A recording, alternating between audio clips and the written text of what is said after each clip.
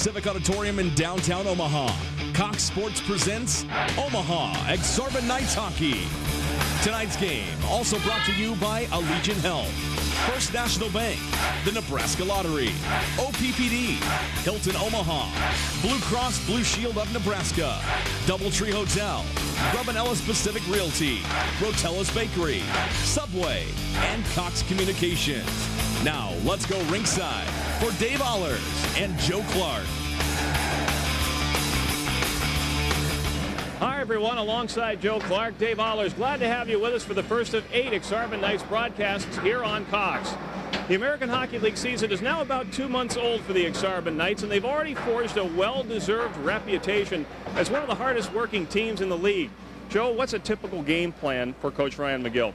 Well, not much different than a Calgary game plan. The Knights usually want to come out and establish a physical presence for a game. They're not the swiftest skating team in the league, but what makes them go is they work very hard, and if they're finishing their hits and really using their body, it gives opposing teams a lot of problems. Well, the Ak-Sar-Ben Knights entered this season without a real bona fide sniper in their lineup. Now 26 games in, one has emerged. Joe, his name is Carson German. He has really emerged this season. You know, this is his third season in the American League, and his first two with Lowell and Norfolk. He's kind of a role player, third, fourth line guy, and he had his role on the team where he was a checker and a penalty killer. But here, he's found his niche. He's been able to score goals, much like he did in junior hockey when he scored 87 points his third year with the Red Deer in the WHL. But he's emerged as a leader, the offensive leader, and you can see it in the way he skates. He's very confident now. German right now leading this team in goals with 14 and leading the team in points with 22. On the other side of the ice, goals have been very hard to come by for the San Antonio Rampage. And Pat Conacher, their coach, has been looking for a guy to emerge. And right now, it's sort of scoring by committee. It really is. I mean, it's not very uncommon when you have a team. Their parent club in Phoenix they had a hard time early in the season. They've had a lot of transactions, a lot of players called up from here to Phoenix. And when that happens, it's hard to get any continuity in the locker room and on the ice. And Lane Elmer is their leading scorer. I think he has 14 points this year. And, you look in the league list, he's probably about 120th in the league. But he's a third or fourth line guy playing for Ryan McGill in Hartford. He played 3 seasons, all 3 seasons of Ryan's, all 3 years of Ryan's time in Hartford. And he was a role player there, a third line, fourth line guy. I don't think he ever scored more than 38 points in one season. And here he's expected to carry the load. It's going to be a tough call, tough role for these guys. Well, the hard-working thing is certainly a part of the Ak-Sar-Ben Knights game plan. One of the other really important parts is goaltending. Joe, without good goaltending, the Ak-Sar-Ben Knights cannot have success. You know, Ryan McGill will always tell you your best penalty killer has to be your goaltender. And either one of these guys, Brent Cron or Curtis McElhaney, they started off with a very, very strong first couple of weeks, couple of shutouts, and they got the ball rolling. And that spilled over into really good penalty killing. And it's a great backdrop for this team. Hard-working team, good goaltending, good defense. Well, these two teams have already seen each other twice, and neither game was a blowout. We expect another tight-fisted affair here tonight. We're back with the starting lineups in the first period next here on Cox.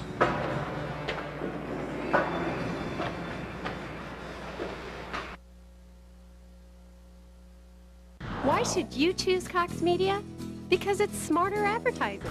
We reach more than 190,000 homes in Omaha and Council Bluffs. This allows us to target your message directly. Why should you choose Cox Media? It's smarter advertising.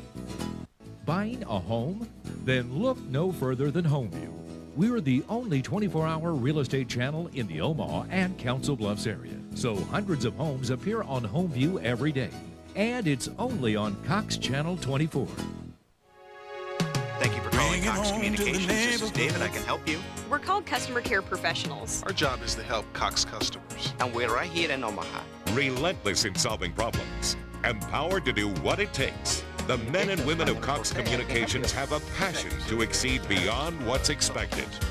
We listen. We respond. And we don't stop until the job is done right. Oh, Cox Communications. Bring it home.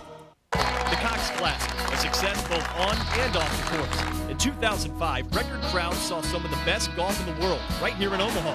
And once again, the Cox Classic made a lasting impact on the lives of people within our community. The Cox Classic raised $125,000 for local charities this year. Since the tournament's inception, donations total more than $1 million. The tournament exemplifies Cox Communications' strong commitment to support our community, help our youth, and advocate for diversity. And by helping others, we're all winners.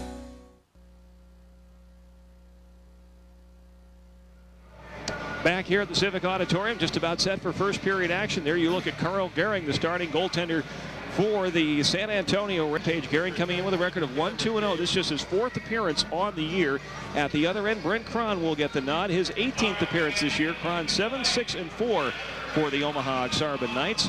Our starters tonight for the San Antonio Rampage, Matt Spiller and David Kornacki will start on the blue line. Up front, it's McLeod, Gainey, and Gelich. And for the Omaha Ak-Sar-Ben Knights, you'll see Steve Bancroft and Brett Palin on defense. And it's Derek Couture, Cam Severson, and Warren Peters between the two getting it started. And the Knights in their home whites with the red and black trim, skating from right to left here in this first period. Big jam up right at center ice. Down goes Severson. The puck swung in. Knights quickly clear, and already a penalty coming up, Joe. And we've seen this throughout the course of the season. The referees have not backed off on the enforcement of penalty calls. You know, hockey is a different game these days, and the hooking and the clutching and the obstruction is they're trying to wipe it out from the game, and actually they're not trying, they're doing it. And you know, the first game ever played this year anyway, this season, 3 seconds into the game kind of set the tone. It was a penalty called 3 seconds into the season, and you'll see it consistently. And I give the officials credit; they have been calling it from day one.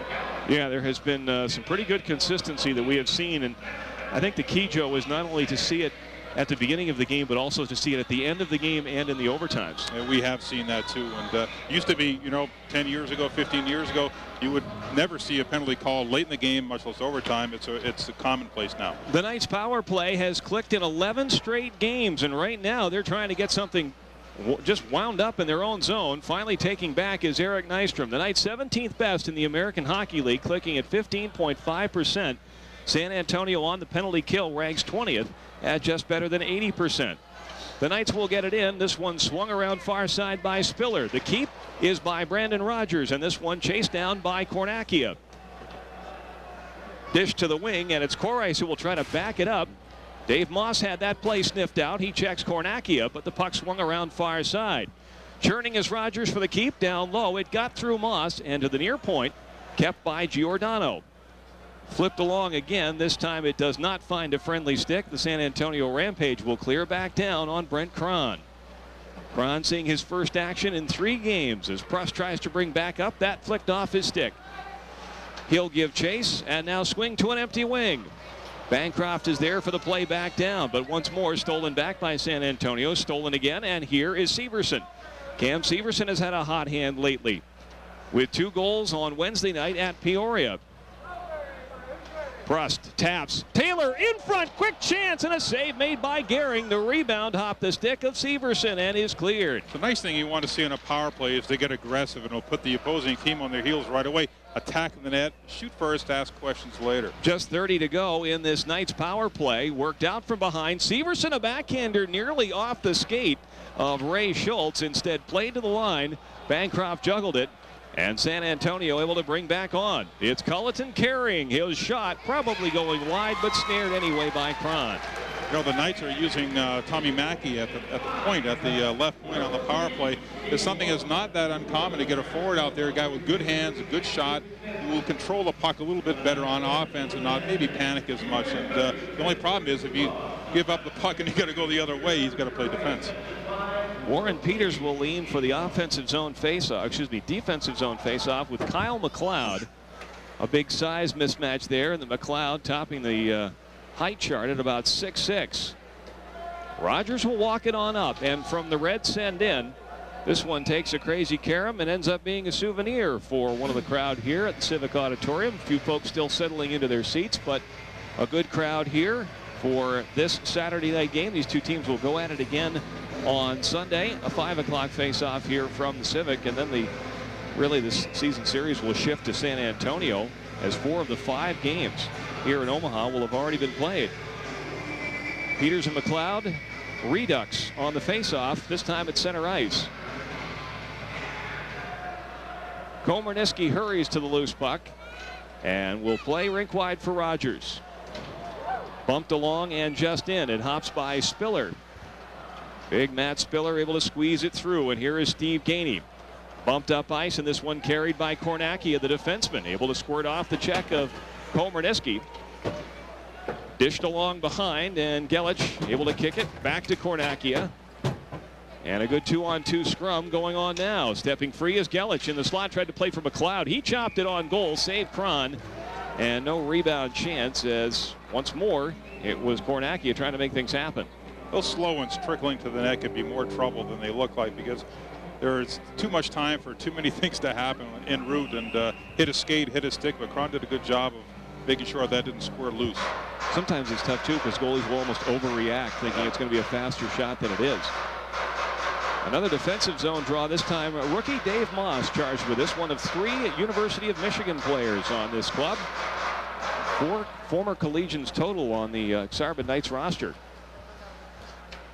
And 3 of them went to Michigan and all played 4 years together. Moss, Nystrom, who's out there now, and Brandon Rogers, who we mentioned to you before. The other collegian is sitting on the bench right now, and that is backup goaltender Curtis McElhinney. You know, that's a tough adjustment for collegiate players because they're used to playing roughly a 30-35 game schedule, and they get introduced to pro hockey, and all of a sudden you're doing 80, and it's kind of a tough stretch, big adjustment for these guys. There you see the West Division standings. The Knights right now in 4th place with 29 points, pretty tightly packed at the top, and San Antonio looking to get on a bit of a roll. They're in 7th place right now, although they're coming off a good 2-1 road victory over the Iowa Stars last night in Des Moines. This is just the 9th road game that San Antonio has played this year, tying them for 2nd fewest in the American Hockey League.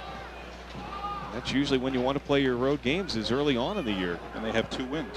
That's right. That was just their 2nd road win, which is the fewest road wins of any team in the AHL. Bancroft sidesteps a check, feeds on for German, and a blast tipped away. McAllister got in the way of that.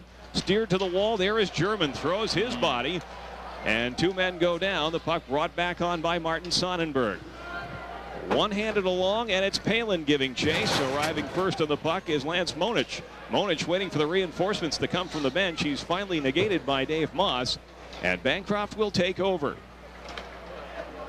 Bancroft now for Moss. The weak flip collared by Berehowski just inside his zone. Back up the far wall, tipped by Ulmer. Kron will play, and it's Giordano who will hurry back on. To the wing, and Lynn Loynes. His pass for Pruss misfired. Berehowski, longtime National Hockey League player, able to work once more to the wall, and this one cleared to center ice. Rookie Steve Marr chipped. Gathered back in by Culleton for the knockback into the night zone. Backpedaling is Mark Giordano, and he's got Ulmer all over him.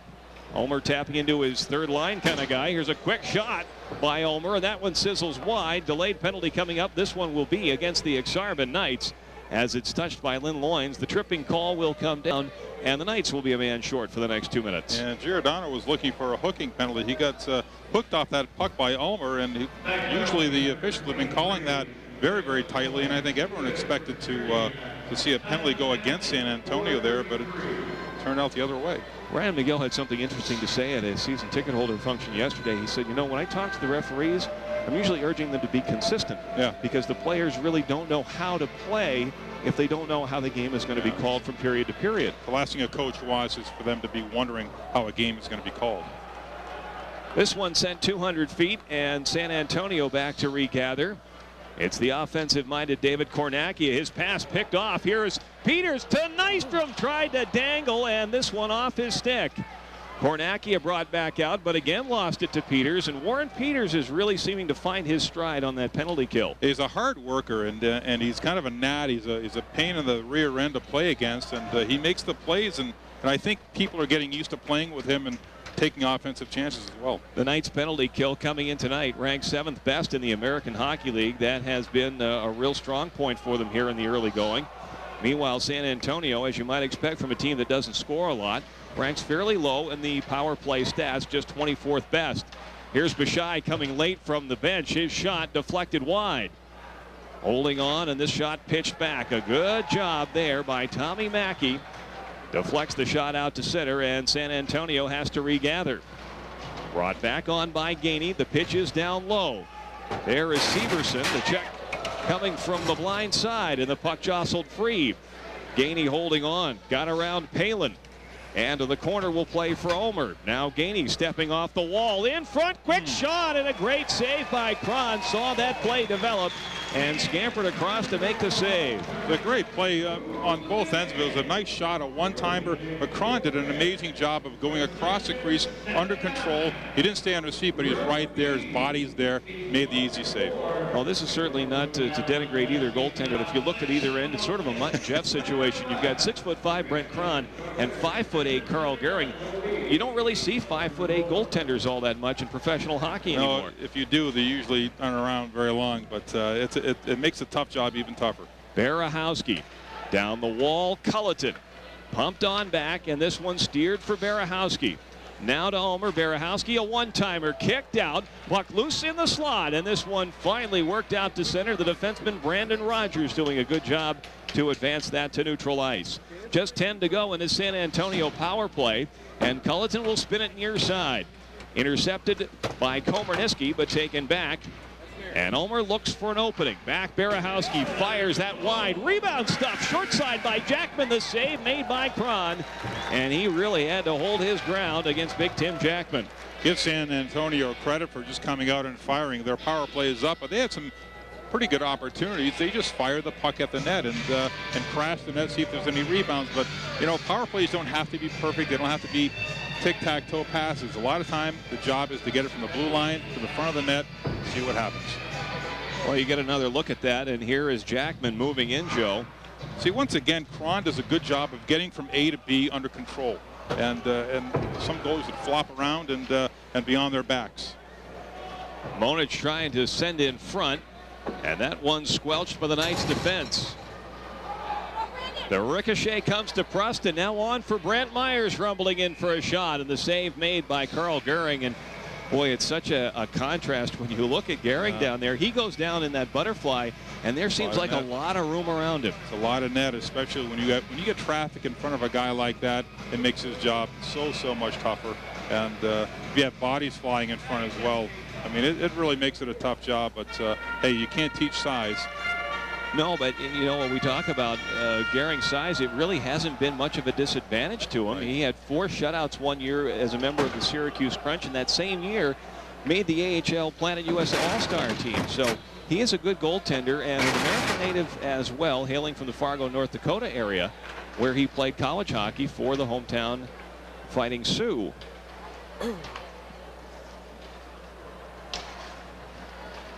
Kornakia able to take, and he gave it up. And here is Carson German looking for an angle. Played back in where Spiller collects. He gave it right back. German looking for an option. Hoisted in. And Kornakia will once more settle. Mackey hot on his heels as he brings it up. And an errant pass taken once more by Tommy Mackey and played in. Mackey, the only European player on the Ak-Sar-Ben Knights team. Everyone else from North America. He is a Finn. Shot from the point by Marr, waffled to the near side, and loose for the play to the blue line. Good soccer move by Giordano, kept it alive for a moment, but here comes McLeod. Back across the line, his drop pass, stolen by Prust. He'll send deep so that Giordano can retake. Mark Giordano got it off the glass. This one will wobble the length of the ice. They wave off the icing as Gehring is out to chaperone it along for Gelich. Gelich pestered by Taylor. The puck free. And it's Derek Couture who will send farther along. Berehowski retakes control, and this one lifted through center. A tough pass for anyone to take, and the Knights will grab back. Komarniski dumps off. Here is Rogers playing to the wing. Lynn Loynes got it out, and Taylor will do the lugging even farther. Tossed in and chased down by the Rampage is Joe Callahan.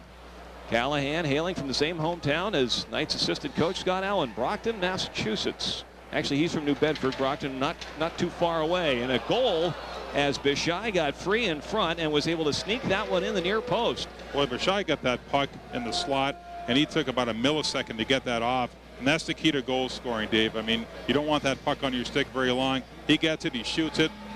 As Brent Cron had no time to sit up and get prepared for the shot. Good goal scorer's goal. Well, let's take another look at that from the low angle, and you can see it just sneak in past the outstretched foot. of Brent Cron. That's an even strength goal for Bishai, his 4th of the season.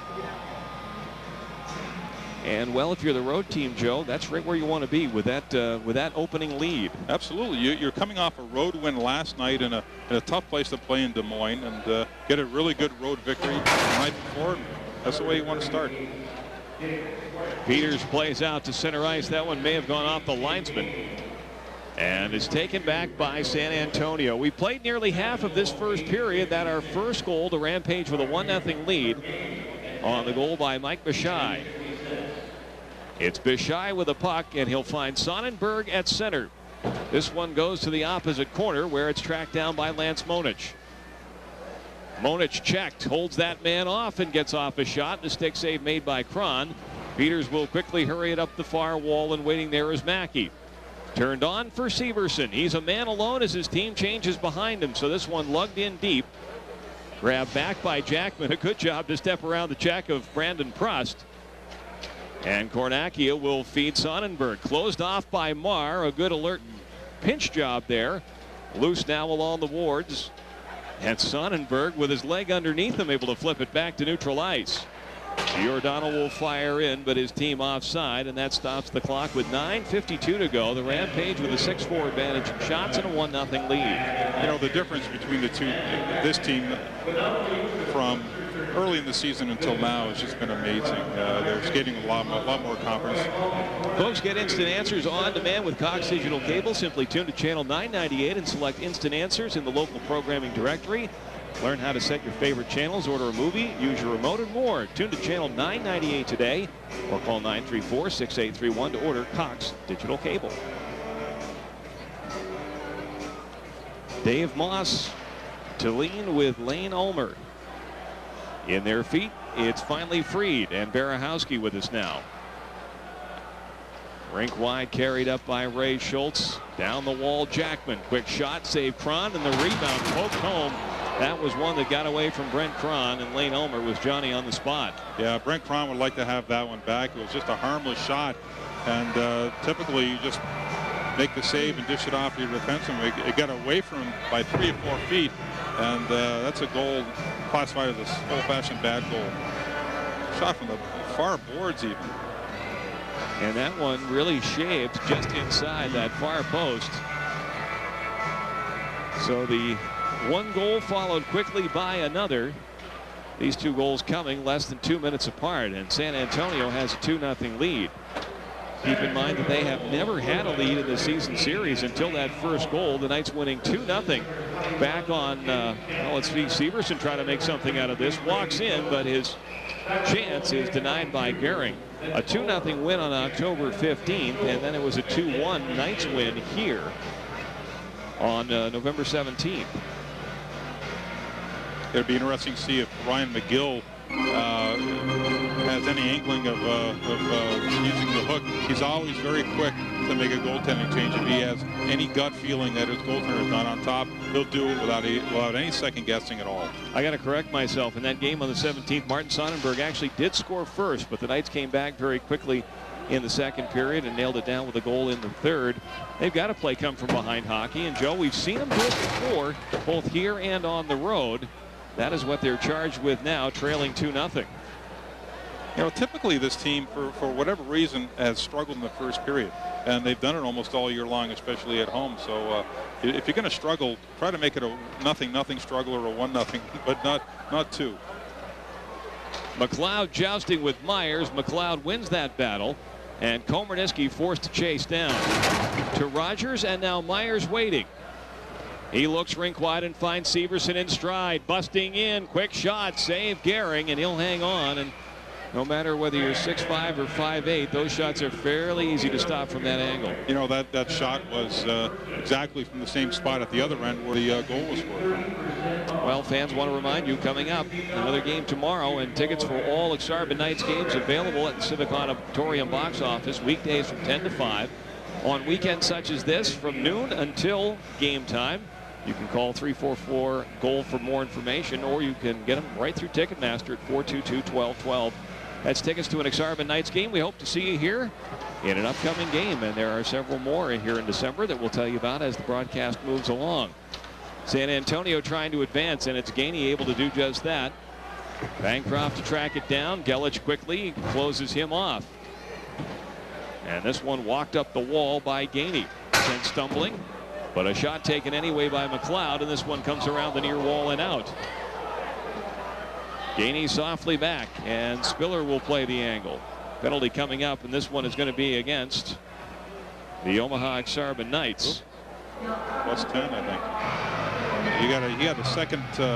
Prust was chirping. He got called for the original slash, and he went by the ref, had a few words for him, and the ref gave him the hips. So he's going to take a breather. Well, no one has gone to the penalty boxes as of yet. There's actually the door for San Antonio is open, but indeed, Brandon Prust is headed off to the locker room. He was clearly frustrated, and you know, he's a guy the Ak-Sar-Ben Knights could use out there trying to come from behind from a 2-0 lead. Yeah, he's the guy that Ryan McGill leans on in terms of being a physical presence on the ice. He and Carter Germain especially, but Prust is the guy who can drop a glove, go toe-to-toe, and if a team is struggling a little bit or just a little flat, Prust is a guy who can really get things charged up in a hurry and change the momentum of the game. Well, it's a 2 and I believe a 10. Which means that Brandon Prust will not be allowed to continue play until next period. Yep. Slashing was the call, plus the misconduct. He goes with the extracurricular activities. Ulmer, the spinner at center, and the play is down low. Cron thinking about playing it. Culleton got there first. Now Ulmer back on for Kornakia. And now Ulmer with it again. Second power play of the game for San Antonio. Both of their goals have come even strength. Peters guarding Kornakia, and now Ulmer. Goal line for Culleton, and up high, Kornakia again to Culleton. Looking for that lane. And now it's Culleton with it again. Kornakia, Culleton, goal line, Ulmer trying to slide it in front, and Rogers a good job to cut off the centering pass. Once more, Culleton emerges from the corner, got it in front. Jackman set up there. Good job by Mackey to take it away, but he needed some help to clear. And Spiller will try for a shot that's deflected wide. The corner again, flipped by Ulmer. Jackman mishandles. Staying right with him is Rogers to the corner. And finally, it squibs to Warren Peters. Peters able to bang up the boards past Kornakia and down. Already we've seen a difference in San Antonio's 2 power plays. The first one they came out and they were firing from everywhere, and it's like now they're thinking they're really good on the power play, and they're looking for that perfect play, that perfect pass, perfect shot. Bishai, who has one of their goals, will fire this one in. To the near side it comes. And a real good battle going on right now. Finally back to the point, but Barahowski could not handle. And he's got it again. On for McLeod. His shot deflected to the screen, and that will stop the clock now with 6:06 to go here in the first period. In just 5 seconds. Let's send it down now to Torrey Pantalian. Torrey.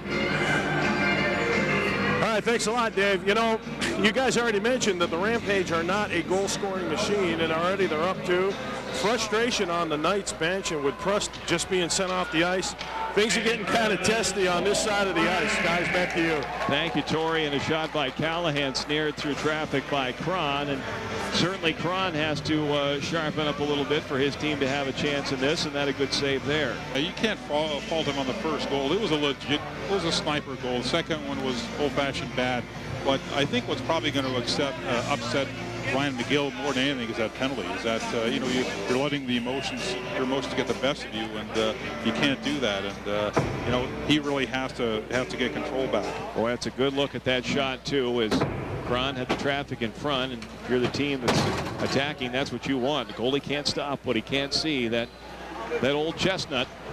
Couture at center. Big collision back behind him. Gelich stepped into, and Couture trying to boot it along. Only got it as far as the blue line before McAllister clears.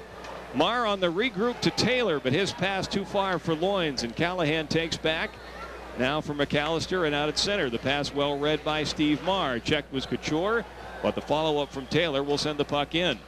Callahan got it up the near wall, and this one tipped by Monich back in. Carried on by Gelich, but he's hobbled by Taylor.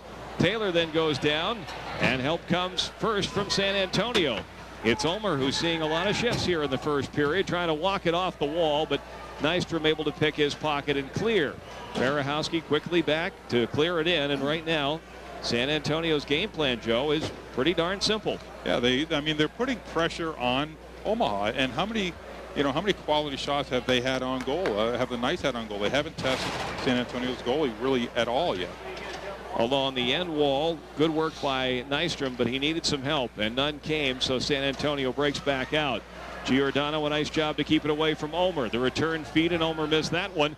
Oh, nearly set free was Myers. The pass just beyond his reach, and so Kornacki has got to play this. Up ice Jackman now, headmans it on. Culleton will just play the lob in. And Zenith Komarniski will try to advance quickly. Steered by Mackey, but right to the feet of Bishai.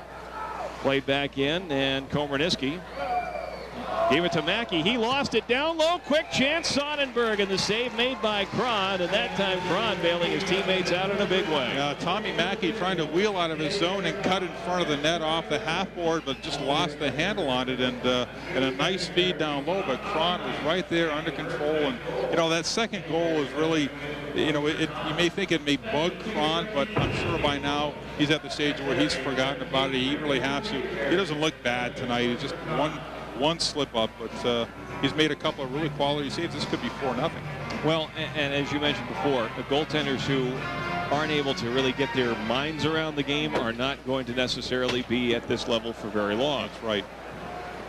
Bishai bumps it along. This one returned to him. He'll then tap down low. Monich walks out. His shot blocked away, and then the rebound cleared to the corner. Taylor sends behind, and Rogers will settle the bouncer. Monich after him. And Rogers forced to dish off. His pass for Komarniski misfired. He regains and will slug it up the near side. The thing you want to do, like San Antonio is sending two guys deep. They're forcing the puck. And Omaha's defensemen, even their forwards, are overhandling the puck a little bit too much in their own zone, and that's where they're getting the scoring chance. Severson centers, and that one hopped over the stick of Brant Myers, sent back toward the net by Bancroft. Now Myers yanks it along. Ma stepping free in front to Severson on the wrong side. And a penalty, no. Stoppage of play as the net is knocked off its moorings. And Brant Myers saying he was pushed into that net, but I think our referee tonight, Terry Koharski, is going to say that's got to come back out to center ice.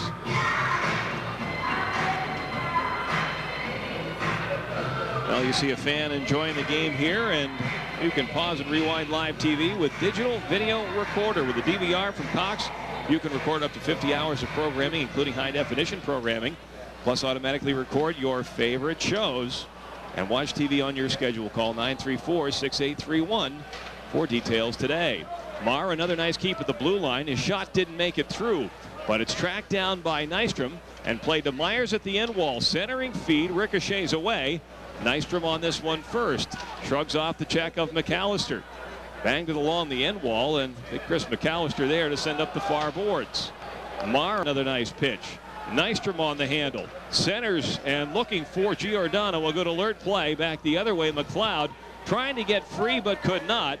And a foot race now between Marr and McLeod. Marr won it, but they wave off the icing anyway. And the puck back out to neutral ice. Barahowski will twist his way back up ice, fires on goal to stick save Cron, and Giordano quickly bumps to Myers. Peters now protecting the puck with his body will swing in. Gehring out to chaperone it along, and this one taken far side by Culleton. Culleton will hoist high in the air, and Bancroft forced to turn for it. Ulmer after him. Swung to a waiting Derek Couture, let it go through, and Peters is on the clear out to center. Ulmer knocks it back in, and this is what's known as a road game plan.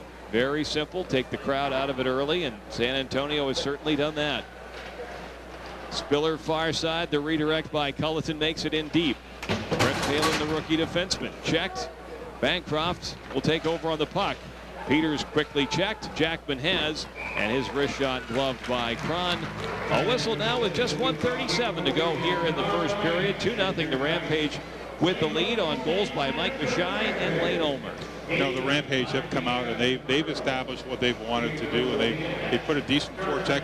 when the time was right on the Knights, and they've kept them in. But really, they've done a great job in front of their goaltender. The Rampage have. They haven't given up really hardly any quality shots on goal. And the Knights have to charge the net. They got to get the puck to the net a little bit more. Shots are 12-5 in San Antonio's favor. Make it 13 as Sonnenberg gets one off that's waffled by Kron. Kept alive though, and Bishai, Sonnenberg curling, never got off the shot, and a late penalty coming up against Justin Taylor for tripping. Taylor was a chaser behind that play, and that's a tough one when you go behind the net and you're about a step and a half behind the guy. If you don't keep your feet moving, you're either going to let him go or you're going to get a stick on. Well, Sonnenberg, a pretty darn nifty player, and he uses that net well, which I remember from youth hockey being told to do. It's an automatic pick. It's a legal pick.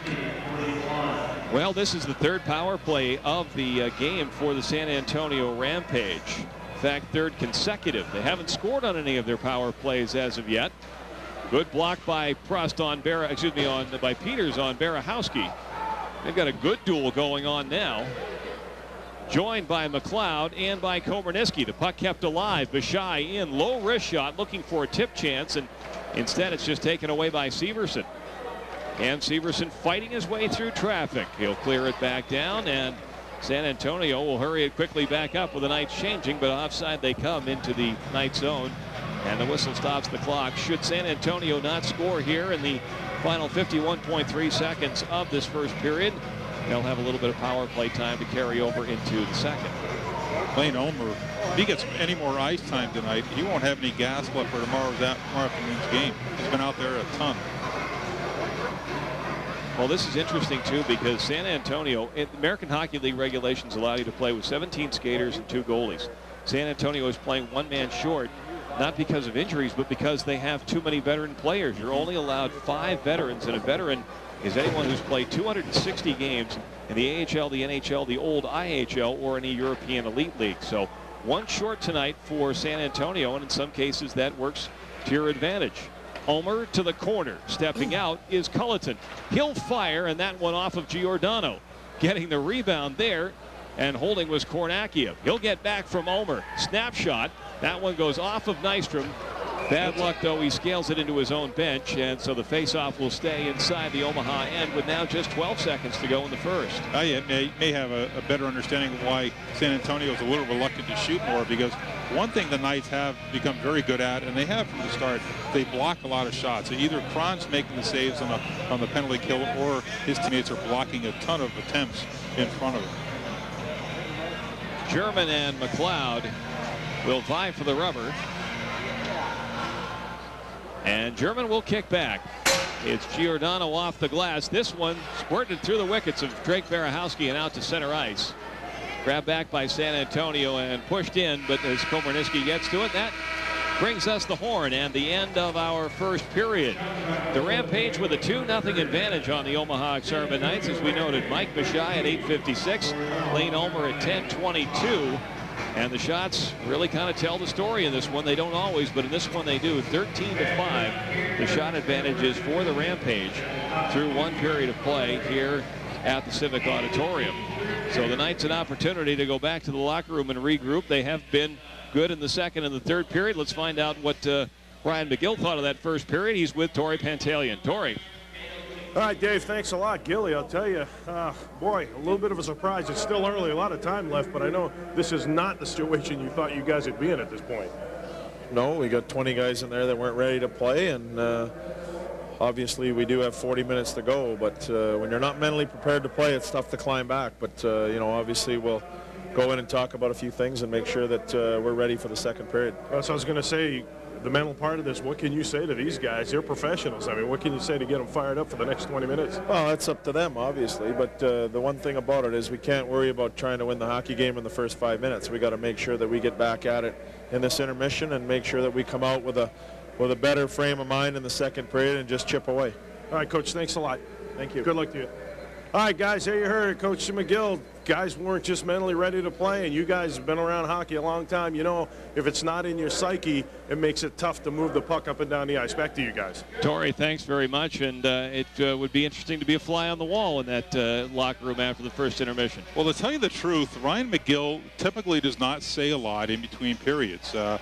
He has that mentality where he wants the guys to understand what they're doing. He's not a screamer. He's not a yeller. He's not going to go stomping in. Because after a certain amount of time, that gets old. And these guys have to learn by themselves what it's going to take. And he knows, they know that he knows, you know, and he's not going to go in and light a fire in that locker room for sure. 20 minutes played here from the Civic Auditorium. The San Antonio Rampage with a 2-0 advantage. Back with our intermission report in just a moment here on Cox.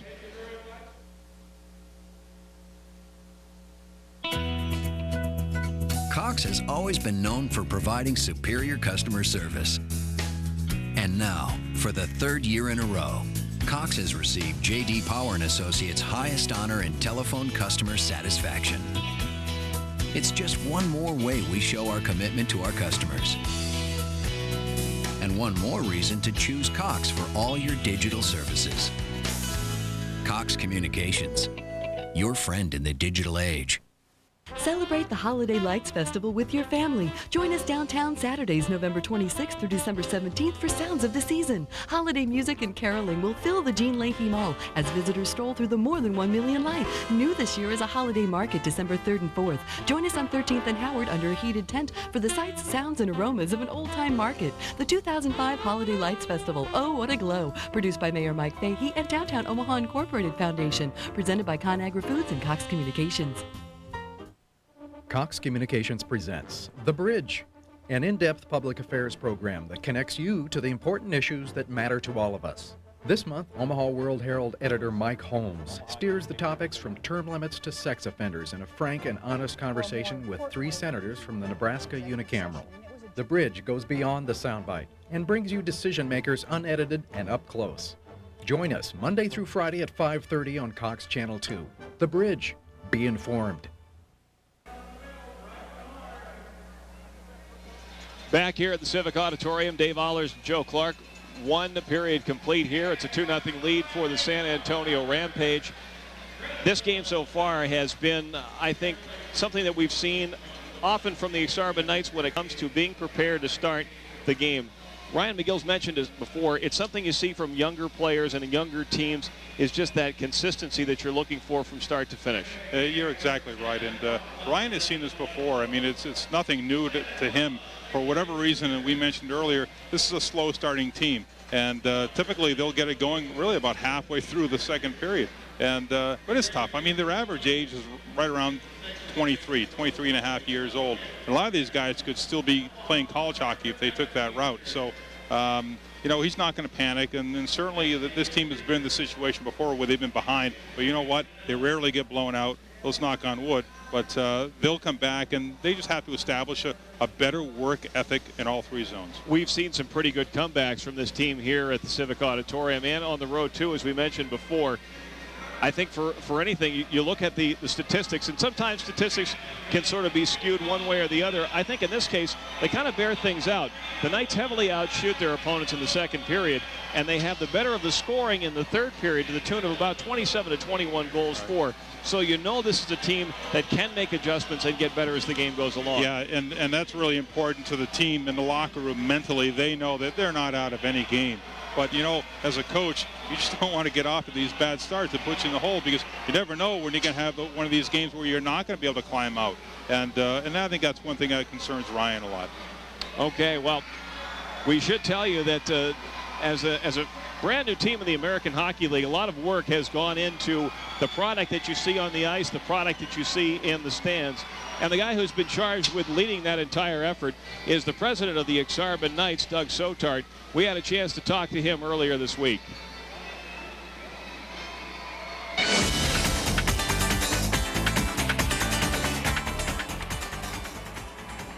Basically, it's a AAA level. It's the highest level outside of the National Hockey League. And we're here to develop the players for the Calgary Flames organization. The last couple of years, they never had a farm club. They split a team with Carolina.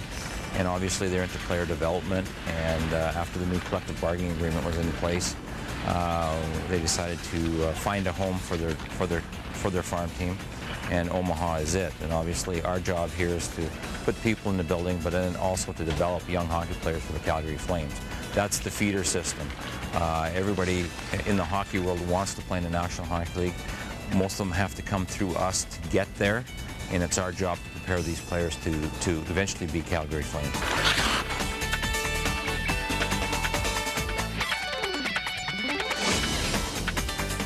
90 to 95% of the players come through the American Hockey League. You've got your junior ranks, you've got your colleges where 1 or 2 players will graduate and become drafted and eventually move up to our level, and then from there the players will develop into National Hockey League players. So any given night you'll be able to see maybe 1 or 2 players here, and the next night if Calgary has injuries you'll be able to see them playing in the National Hockey League. So this season there's a young man playing up there by the name of Craig McDonald. He started the season with us, and he's been up there for over a month now, contributing to the success of the Calgary Flames. So that's the caliber of competition, caliber of play that's in the American Hockey League.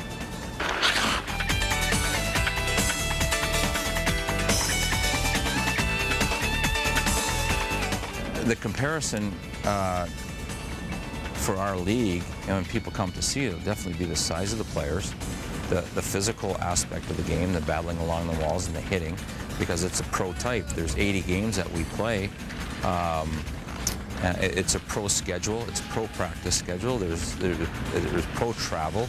You know, we just don't play on weekends. We play Tuesdays and Wednesdays in other cities, and you have to travel. And the colleges play weekend games mostly. You know, 1 or 2 non-weekend games, but and we play more of them. So it's just the natural. That's just the way our league is. It's a development league for the National Hockey League, and we train that way, we practice that way, and we travel that way.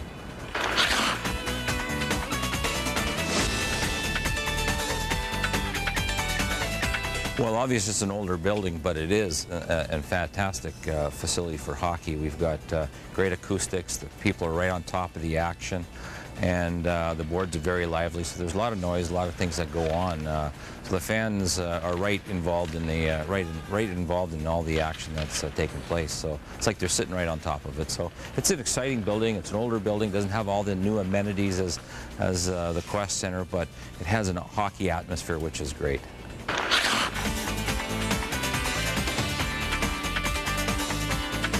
Ryan is a very intense coach that demands a lot of hard work out of his players in practice. Our practices are as hard, if not harder, than the games that we play, and there's a reason for that, is to educate these guys on what it takes to play in the National Hockey League. He's developing them not only on an individual basis, but also on a team basis where we've got to collectively have to contribute and win hockey games, but on an individual basis, there's certain things that each one of these players has to get better at, whether it's physical or skill or one of those components. So he's been able to do that along with Scotty Allen, the assistant coaches. The players have bought into the system and the work ethic, and they enjoy. It's like anybody, you go to work and work hard for the day. At the end of the day, you feel like you've accomplished something, and these guys feel that way every time they step off the ice. Business in Omaha is moving to a new rhythm. They're moving to Cox Business Services for even faster, high-speed internet service. Now, for the same low price, you get more. More speed with up to 10 megs of download, more email accounts, more email storage, and more security features like anti-spam and antivirus protection. Bundle high-speed internet with other Cox Business Services and save up to 20% every month. Join the movement. For voice, internet, and data transport, call Cox Business Services, 934-6000. Cox has always been known for providing superior customer service. And now, for the 3rd year in a row, Cox has received J.D. Power & Associates' highest honor in telephone customer satisfaction. It's just one more way we show our commitment to our customers. And one more reason to choose Cox for all your digital services. Cox Communications, your friend in the digital age.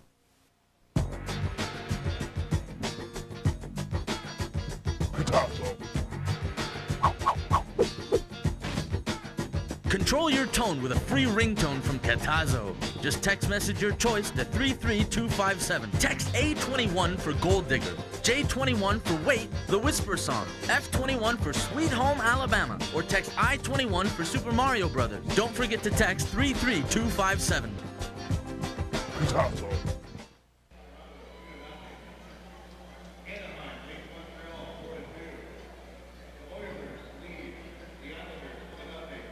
Second period action pending between the Ak-Sar-Ben Knights and the San Antonio Rampage, who right now have a 2-0 lead over their hosts, as you can see. Dave Allers and Joe Clark, glad to have you with us tonight. Let's take a look at those 2 goals there in the first period, and we'll start with actually a good save there by Brent Cron. And now the goal, Joe. You really can't see the guy shooting, but it's a nice play. He goes below the goal line, throws it up front, and a snipe. But this one is really a tough one. He just gets away from Brent Cron and a quick backhander. I think that the first Knights guy coming back didn't get his guy. But right here, another big save by Cron, keeping it to 2-0. Cron recovering well there, and of course the physical play, such an important part of the Ak-Sar-Ben Knights game, and you saw that big hit that Brad Myers put on David Kornakia. Let's take a look now at our stats from the first period, thanks to the folks at Farmhouse Cafe. The Knights heavily outshot in that first period, 13-5, and the penalty minutes, well, 10 of the 16 the Knights got were a 10-minute misconduct to Brandon Prust, but certainly there was a lot of time spent in the penalty box by the Ak-Sar-Ben Knights, and they cannot come back in that regard. Yeah, I think that bothers Ryan McGill more than the bad goal by Cron, more than being down 2-0 is a lack of discipline, and also the lack of the team not coming out and playing a physical game. And when this Knights team really has it going, it's not one guy or 2 guy, but it's every guy on the ice finishing their hits shift after shift, and that's been missing so far. But you know what? It's the first time. It's not the first time it's been missing this year. Like we've mentioned before, Dave, they've been off to bad starts prior to, but they've always been able to climb back in. So I tell you what, next goal will be rather large. Well, there you see the American Hockey League scoreboard, and it is a busy night. The games that we keep particular eyes on are those involving the West Division teams. Milwaukee and Peoria, one such matchup there in Milwaukee with a 3-1 lead. Peoria reeling a little bit. They lost to the Ak-Sar-Ben Knights on Wednesday and lost last night in Chicago, kind of imploded in that game.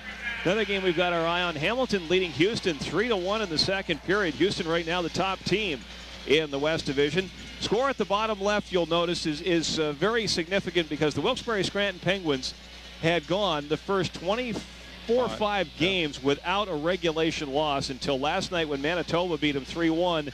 They came out with a little burr under their saddle tonight. That second period not even over, and they lead Manitoba by the score of 6-0. So just goes to show you, every night it's a different game. One other game, you can see Iowa with a 1-0 lead, or excuse me, 1-0 deficit against Chicago. Chicago trying to get its act together. They've been off to kind of a rough start, usually a perennial power in the Western Conference of the AHL.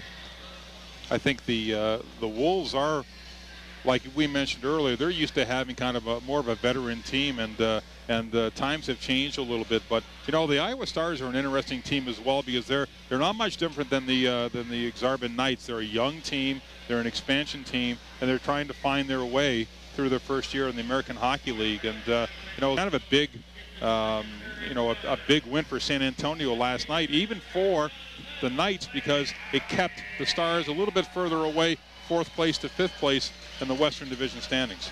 Well, the second period action begins, and remember, San Antonio has 39 more seconds of power play time waiting for them here, and this one, bad luck, redirected out of play by Lynn Loynes, and so the face-off remains inside the Knights zone. And I've heard sort of 2 different streams of thought on power plays that carry over from one period into another. Some teams say, hey, it's great because you start with a fresh sheet of ice.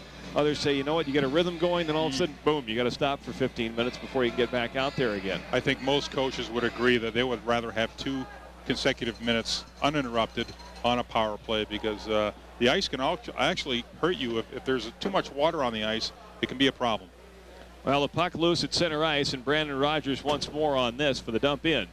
And now just 15 to go on that San Antonio power play. 4 fresh players coming over the rail for the Knights on this penalty kill.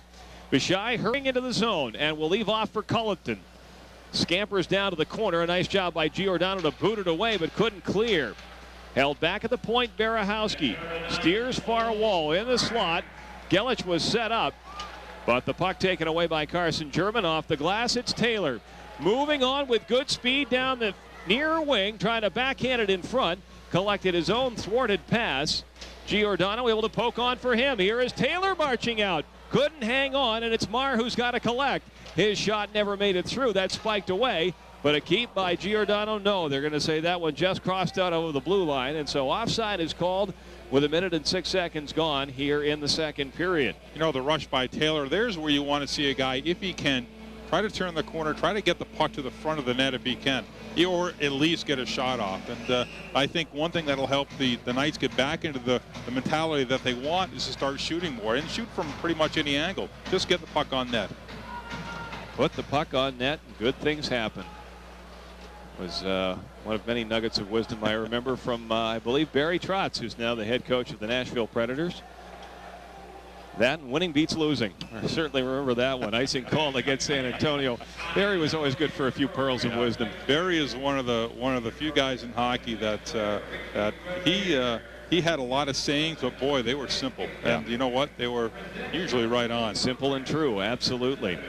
Knights will get an offensive zone faceoff out of this. It's Peters, Mackey, and Severson with Palin and Bancroft backing them up. And the faceoff will be taken by Jacob Corres, who we have not seen so far in this game. That, I believe, is his first shift. Penalty coming up on the play. And Brett Palin is going to be back for what is ostensibly an icing touch-up, but I believe it's also going to bring us a penalty against the Ak-Sar-Ben Knights. I think we're going to see Cam Severson going off for an elbow. That hit behind the San Antonio goal was a little bit too rambunctious. He came up with the elbow late. Official was there, made the call right away. And Joe, there really is that fine line that needs to be walked about playing aggressively and then playing to the point where you're a little out of control. Yeah, and an elbow is something that you can control. Right. I mean, either you're going to keep it down, tucked to your side, and let your shoulder do the work, or you're going to let her fly and see if you can clip the guy on the jaw. And Severson did not get away with it. Well, the Ak-Sar-Ben Knights have 3 shorthanded goals in their last 4 games. This would be a dandy time for one now. They trail 2-0, and right now trying to get a little momentum going here to start the second period. Floated over the head of Komarniski. It's Sonnenberg who will arrive first and dish to the wall. Gainey will give right back. In front, setup was McLeod, but he dubbed his shot. Spiller holding the point, and to the corner. This one just ushered along by Sonnenberg. Kornakia digs, but off of Peters, doing what he can to boot it out, but Gainey holds the line. Poke check there, and a good second effort by Warren Peters. Spiller once more retreats to his own zone. Then the pass off the skate of Gainey, carried on by McLeod. Got a step on Rogers, moving in and tried to get it in front, but Komarniski there in time to spike it away. Holding near side now, Gainey. Rogers pestering. Gainey able to slide it through. Sonnenberg now will feed it on back. Sent across by Spiller. Kornakia gives, and Spiller down low. The pass off of Sonnenberg.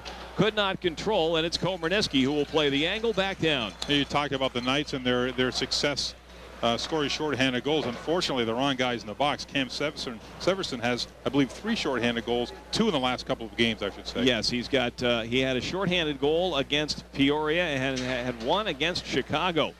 Good carom finds its way to the stick of Ulmer, and this one back for Berehowski. His shot blocked down, and Dave Moss did a good job. And you know what? He kept the feet moving there and has drawn a penalty against the San Antonio Rampage. That will wipe out the remaining 22 seconds of their power play.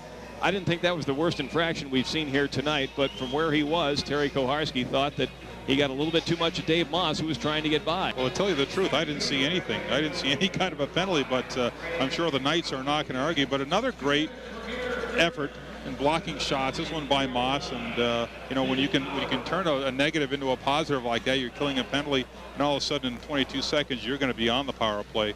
You know, the Knights need something to turn this game around for them. Berehowski gets the interference minor, and it will result in the second power play of the game for the Ak-Sar-Ben Knights in 10 more seconds. Right now, Taylor just trying to pry it off the wall with the help of Lynn Loynes. They are well guarded, and Loins just tossed down, but Taylor able to shake free with the puck. His pass deflected, and Gelich will bring back on. It is now a man advantage for the Knights as Gelich steps in. Quick shot, and a stick save made by Cron. Gelich has the puck back and is just ragging time off that penalty clock. Along the wall, it's Corres. We'll just drop it back out to center, and why not? Taken back by Ray Schultz.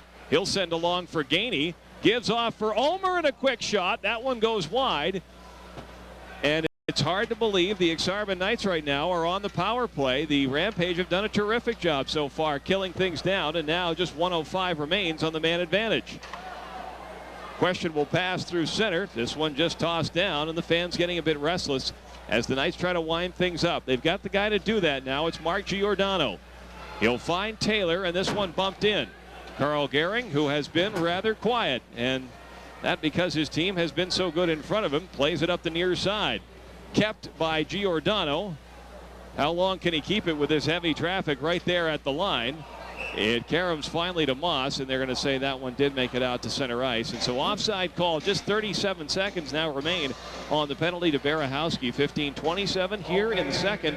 And the Rampage protecting well that 2-0 lead. You know, the Knights have to be careful here that frustration doesn't set in, because when the worst thing that can happen is when you have a power play and you can't even get it into the attacking zone to set it up. You know, it can get really set you off a little bit. They've got to maintain the course and just keep firing. Komarniski busts in his shot off the stick of Gehring and quickly snagged there. Gehring, last 4 years, has been part of the Columbus Blue Jackets mix, playing in Syracuse. Last year, he was the AHL's #1 man in shootouts. 34 of 38 was he, a save percentage of nearly 90%. Drive from the point by Bancroft, blocked down. It comes right back to him, but this shot goes wide. Holding his Moss, he'll ring it around. And German collects, finds Bancroft creeping in, but his shot blocked down by the kneeling Gelich. Tugged along by Moss, and now it's Nystrom. Rink wide Komarniski. A shot tipped away by Gehring. This one goes to the mesh. And a face-off for the Knights in the offensive zone with now 7 seconds to go on this power play. You know, the Rampage still are doing an excellent job, even when they're killing a penalty, of steering the puck away from Gehring. I mean, they've only allowed 6 shots on goal, and I believe they gave up 5 in the first 20 minutes. But you know, you're still roughly 5 minutes into this period, and 1 shot against. Pretty good job. No clear winner on this face-off. Myers tried to swagger free with it. Instead, it comes to Kornacki, and now bounce back out to the point. Pinching was Komarniski, but he couldn't get it, and Bashai will bust back up ice. Checked by Couture, and a good job of back-checking by the rookie. Komarniski will tuck back, and it's Bancroft who's got to give chase. Coughed it up to Sonnenberg. He'll try to walk out of the corner. Sonnenberg hanging on. Quick shot on goal, and that kicked out by Cron. Bashai reverses. Bancroft had it stolen away again. Sonnenberg, though, couldn't march around Peters. A penalty coming up as the Knights send Sonnenberg spiraling to the ice, and holding will be the call. Right back to work on the power play go the San Antonio Rampage. That's a tough situation for the Knights, because they get a couple of guys caught out there on really long shifts into the power play. Bancroft, one of them. But when that happens, you see guys standing around in your defensive zone, and when you stand around in your defensive zone, you're going to give up scoring opportunities or take penalties. And in that case, it's Warren Peters going off for holding at 5:44. This is power play number 5 for San Antonio. Both of their goals have come even strength. McLeod trying to step around Palin, could not. The puck ricochets far side. Tommy Mackey will knock it off of Bashai, and he's now got to put the pedal to the metal to get there ahead of Lynn Loins. Barahowski will hand it on up. Bashai rink wide, and this one carried in by Gainey. Shrugs off the check of Giordano and will lay it off for Sonnenberg. Up high, Barahowski. Didn't get through Tommy Mackey. He'll get it again and fire, and that one wide. Near side, Bashai scoops to the corner. Kicked along by Gainey, but he's rubbed out by Palin. McLeod in there as well as Giordano. Finally pitched back. Bashai will feed Barahowski a shot, and this one sails wide once more. Gainey trying to work it down the wall. Now he picks it off. Big drive, Barahowski. This one on the back of the net. And San Antonio able to pick it off and keep it moving. Gainey settling in yet again. Under a minute to go in the power play for San Antonio. Good block by Lynn Loynes, and he will backhand it down. Trick to killing penalties here in the second period as you're farther from your bench, which means the changes have to be very brisk. Offside comes San Antonio into the offensive zone. That's why you'll see what we just saw from Carl Gehring, trying to move that puck up ice. Yep, it's a set play a lot of teams have. It's like you mentioned in these periods where you got a long way to go. Goaltenders will keep it in play, and it really puts the team killing a penalty in a bind because it doesn't allow you to make that line change when you want to. San Antonio with the face-off win, scaled around by Spiller, reversed by Komarniski. Jackman knocks it down, and this one worked on back. Kornakia lays it back, quick shot, and that one sailed wide off the stick of Lane Ulmer. Bump behind, slugged by Komarniski up the boards, this one bouncing. Komarniski, with the help of Eric Nystrom, will send it down. You know, the last couple of shots, I think 3 of the last 4 shots, it looked like the Rampage are starting to go high on Brent Cron, trying to hit the upper part of the net. He goes down in traffic, as most goalies do, but it looks like they're making a conscious effort to go upstairs on him. Carson German doing some good work of keeping San Antonio backing up. They have Peters back now, the Knights do, and we're once more at even strength hockey. The puck hard off of Mackey, collected for a shot by Culleton that fells Carson German. German still down as Jackman walks out of the corner for a shot. Save made Cron, and the rebound hopped off the stick of Spiller, and once more he will have to give chase. Mackey, a good job to deflect down his pass. Myers holding near side for a shot. Jackman got back in the nick of time. Set up as Myers again, plays down low. Taylor a wheeling backhander, and that one fought off by Gehring. Back up the near side. It's Mackey trying to hold, but Culleton will turn past, and all the way back it's Bancroft to retrieve. 11.5 to go now, second period. Couture at the line, carries down the wall. Quick shot and a stick save made by Gehring. Rebound grabbed back and pushed out to center ice by Monich. Worked farther along by Bashai, who's on the heels of Steve Marr. Taken back by the Ak-Sar-Ben Knights. Giordano cleared it out. San Antonio forces them to regroup, and now the long pass tipped along by Couture, right to the stick of McAllister. He'll send Sonnenberg away, and now Monich down the far side, drops it back. Bashai tried to dangle around Giordano, and he took it right off his tape. McAllister the follow-up, and that one stopped by Cron. Sonnenberg now in the corner. 2 shots on goal here in the second period for the Ak-Sar-Ben Knights. The Rampage have but 4, but they are truly controlling the play. Sonnenberg a deflected shot that wobbles its way to the wall, and this one carried back on. It's Nystrom, the backhander down the far side. He'll give chase against Joe Callahan. They collide hard. Moss in there as well to pry it free. Poke checked by Callahan, and now Nystrom will take up the battle. Penalty coming up on the play, and this one will be against San Antonio. Severson pitches back. Komarniski tried to pass but gave it up, but no matter. The delayed call finally whistled down, and the Ak-Sar-Ben Knights will get their 3rd power play of the game. Want to remind you folks, a number of games in December still remain for the Ak-Sar-Ben Knights, including tomorrow's 5 o'clock matinee against the Rampage. On Wednesday, the Milwaukee Admirals will come to town. Then on Saturday, the 17th, the Iowa Stars are here for our first annual teddy bear toss, and then we'll finish up the calendar year.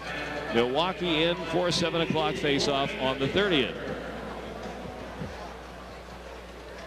Well, off goes Steve Gainey, and the Ak-Sar-Ben Knights will give it another try on the power play. Well, it's a 10-minute mark, Dave, and this is, from the many games I've seen at home, this is really when the Knights kick it in for whatever reason, right in the middle of the game. And they could really use something right here.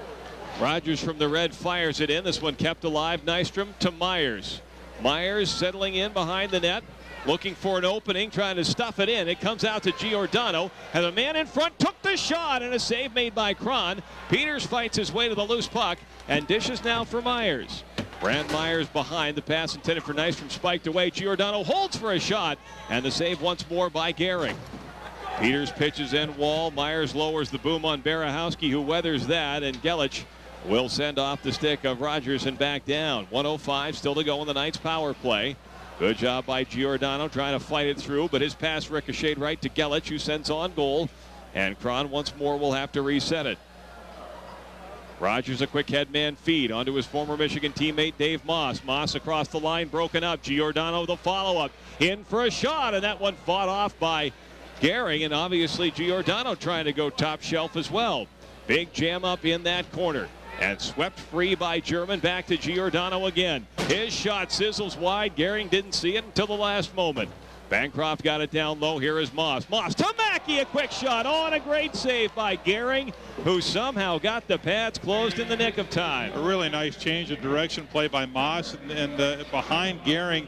And Tommy Mackey knew it was coming. He held his ground, got the puck, and Gehring did a great job of getting back. You'll see it here. Quick shift. He gets back, closes the 5-hole on Tommy Mackey. Knights another offensive zone faceoff, and they keep those 3 forwards out there. Here's Mackey battling. Callahan doing a good job of protecting, but he coughed it up. Bancroft looking for an option. Bancroft near side with 20 to go in the power play. Tommy Mackey away from Bishai. Down low finds Moss. Hard off his stick. He'll settle it down. Dave Moss punches it far corner. And it's German who lays it up high. Komarniski, a shot. Save made by Gehring one more time. And you look where he is, Joe, for a goaltender. Way out. That is way out. He's taking the traffic out of Omaha's hands. I mean, he's getting so far out that really the traffic is almost behind him. But one thing I like what the Omaha defensemen are doing is they're getting the puck at the blue line and they're moving their feet. They're dragging it back towards the center of the ice. Eliminates a chance of the shot getting blocked, and it gets the puck to the net. Bancroft, Palin, snapshot, and again, Gehring got it with a glove this time. Key there, Joe, as he was able to see that shot coming through. And I was just going to say, when the defensemen take the puck, they move it. It also gives their teammates time to get camped out in front.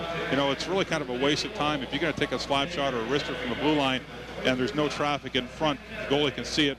As you said before, you know, if he can see it, he's probably going to stop it. Well, we're back to even strength hockey as the puck is hoisted to the Knights' end. Palin, the clearing attempt knocked down. Peters was able to get it out, took the return feed from Myers, and he'll speed in. Has a man with him in Nystrom, but the pass poked away. A good defensive play by San Antonio. And back they come the other way. Jackman in, his shot blocked aside. Ulmer with it now. Ridden hard to the boards and glass by Peters. Shaking free is Jackman. He'll play it up high, and it's Barahowski, a tip shot on the way through. Turn to the wall. Jackman with it again. Guarded by Palin.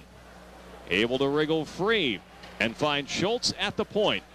Pitched softly down and sent to the corner by the blocker of Brent Cron. Now McLeod shrugs off the check of Peters. Met by Bancroft. He's tripped up. No penalty coming, and McLeod just unable to step out. The Knights need a clear, and they'll get it. This will go for icing as it's touched back up by Ray Schultz. Schultz, a guy who's seen plenty of success in his career. Made it to the Calder Cup finals with Bridgeport one year. Didn't win there. A couple of years later, captained Milwaukee to a Calder Cup championship.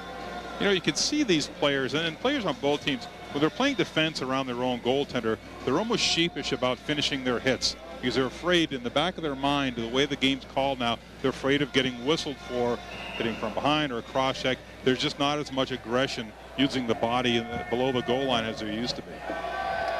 Warren Peters set to dig in with Kyle McLeod. McLeod the better on the draw and set up his Gelich for a one-timer, and he scores. Beautiful. And I'll tell you what, I was just about to say, you know, if you're the Ak-Sar-Ben Knights, you're a bit frustrated, but it's only 2-0. Now it's 3-0, and you've got 26 minutes and 59 seconds to try to mount a comeback. That was the goal that you didn't want to give up. But credit Gelich, because Gelich was deeper into the slot, and all of a sudden he backed up towards the top of the circle. He found himself open. The Knights didn't adjust. The Knights didn't slide out to protect him, and he was able to get a one-timer off. Well, comebacks are certainly not easy, especially in the American Hockey League, where the goaltenders are good and the defense in front of them is pretty good as well. And so far, San Antonio is playing that kind of all-around game. One thing San Antonio has done is when they've lost possession of the puck, everyone's coming home. Everyone's getting back. They haven't given up an odd-man rush. Gainey and Kornakia end up with the assists on that goal that has put San Antonio up by 3. And Gainey out there trying to create some more. It sets up McLeod for a looping one-timer that sails wide. Taylor jousting with Gelich. He kicked it free, and Komarniski's got to chase it down. Severson took it off his body, really struggling for control. Finally, it's Loynes who will pitch, and Severson in against Kornakia. And, normally that's supposed to be a penalty. Here's Taylor trying to sweep it in front. He had Loynes alone. Another penalty coming up, and this one's going to be against San Antonio as it's touched up. That call comes down, and the Ak-Sar-Ben Knights will go right back on the power play. If you're Pat Conacher behind the San Antonio bench, one thing you don't want to do is give the opposing team, when you're up 3-0, don't give them an opportunity to get back in the game. And the Knights have an opportunity. They've just got to start clicking on the power play and stop thinking and just throw the puck to the net a little bit more. But more importantly, get bodies in front of Gehring. Kyle McLeod for hooking at 13:52. Giordano looking for a lane. He's well guarded. Gave it off to Carson German. Pivots away and gives down low. Here is Moss with the feet moving. Dave Moss. Tommy Mackey fires that one wide. The rebound taken off the wall by German. German will pump it on back. Here is Giordano. Slid across Mackey. Gives right back. Giordano.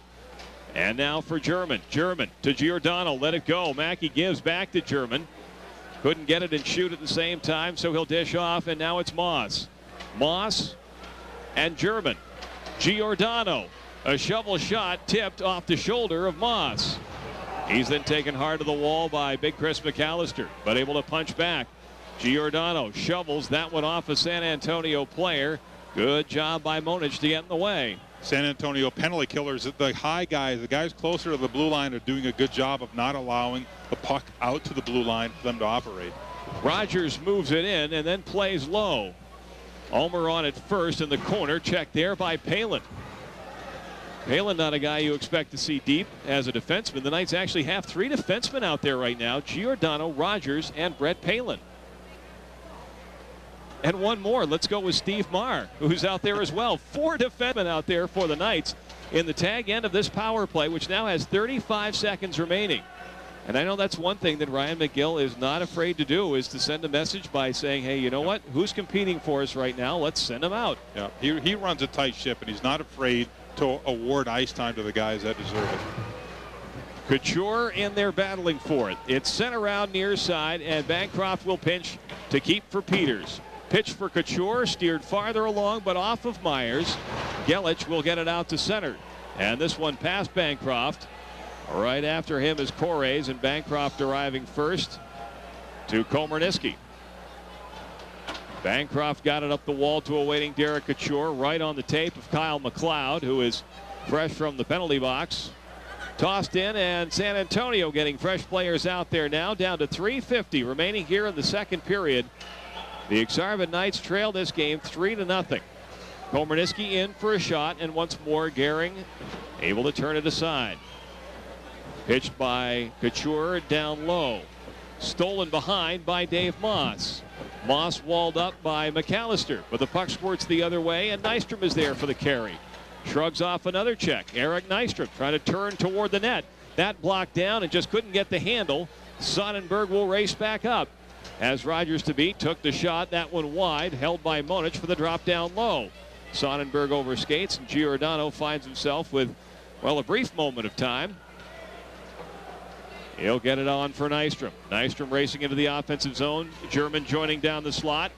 Swung to the side of the net. This one loose right there. Rogers couldn't get to it. Settled by Peters. A nice play in traffic, but it found only a San Antonio stick for the clear. You know, once again, you see the Knights go on offense, and everyone is back for San Antonio. There's absolutely almost no chance for them to get a quality shot on goal. Loynes trying to muscle it in front. That blocked down. Got another chance, but a glove save by Gehring, who has been perfect on all 14 shots he's faced tonight. Yeah, credit Gehring, because it'd be so easy for a goaltender to give up a bad one here and let his team down a little bit, but he's making the routine saves. He's keeping things simple, and he hasn't given up a bad goal. Fans now with Cox Digital Cable, you can access free on demand with programming from A&E, History, the E! Entertainment Channel, Food Network, NFL Network, and more. Simply select Free Zone and choose one of the subcategories for up to 100 hours of free on-demand programming Tune to channel 998. Back on San Antonio for a drive. The save made by Cron and the rebound swept away. Just 2.5 minutes to go here in the second period, and so far things have not changed. It's been the same old story. San Antonio controlling the play. They've added a goal to their total and lead it 3-0. Fresh from the bench was Taylor. Couldn't get Palin's pass. Kornakia pivots, looking for Omer. It rattles through his feet, and he moves in for a shot that sails wide. Rebound up the near side. McAllister fresh from the bench trying to keep it. Taylor will take back for the Knights and feed for Bancroft. Now it's Palin.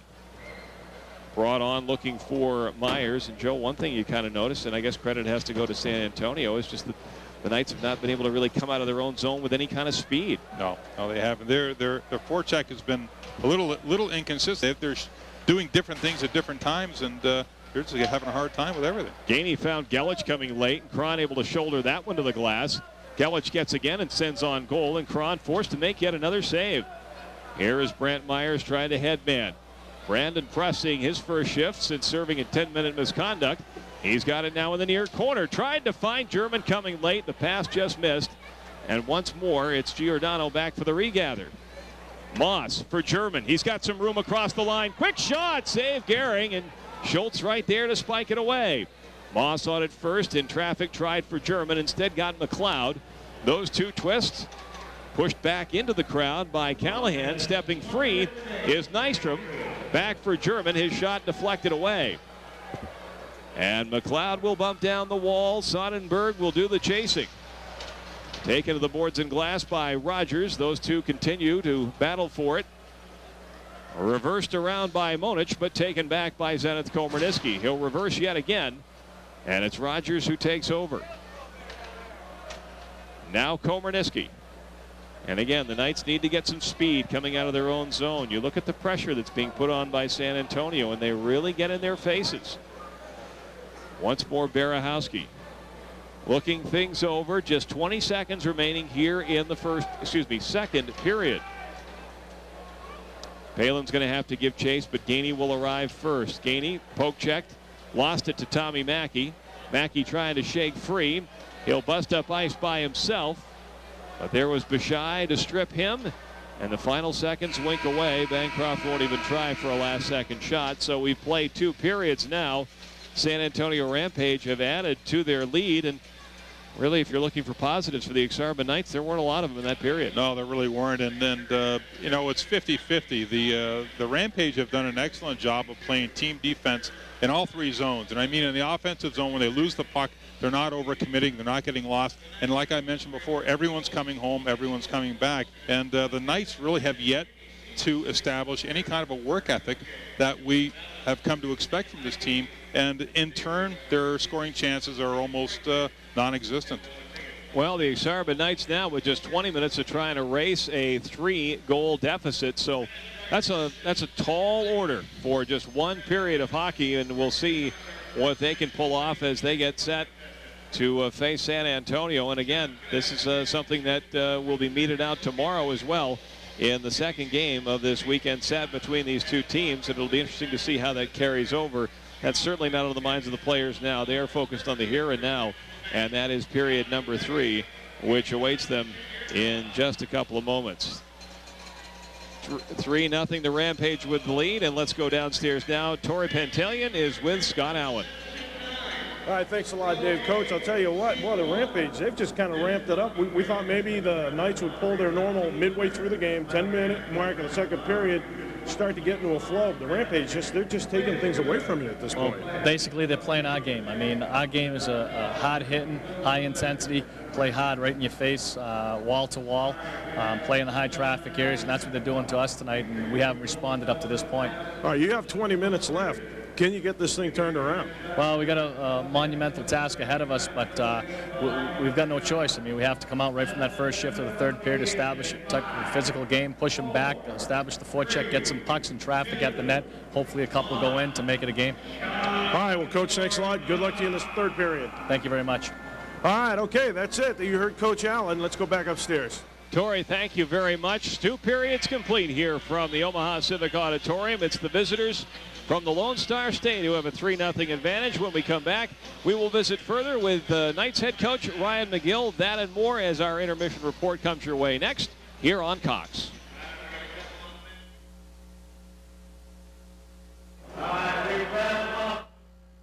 Thousands of older adults in Omaha suffer from isolation, loneliness, and even depression. For more than 25 years, the Friendship Program has fought to change that by offering adult day services and rehabilitation to people just like Carolyn. My life was pretty bad. They didn't care if I lived or died. And now, with Friendship, I want to live. I enjoy life. It's a miracle, that's all I can say. Share the gift of friendship. Give to the Friendship Program. Behold, the next modern marvel, the Lazy Mower Matic 2000!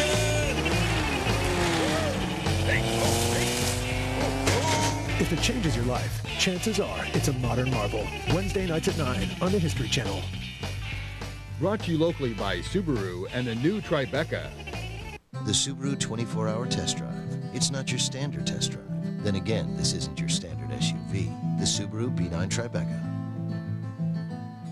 Thousands of older adults in Omaha suffer from isolation, loneliness, and even depression. For more than 25 years, the Friendship Program has fought to change that by offering adult day services and rehabilitation to people just like Rose. Before I was just living, now I have a life. There is no other place better than the Friendship Program. Share the gift of friendship. Give to the Friendship Program.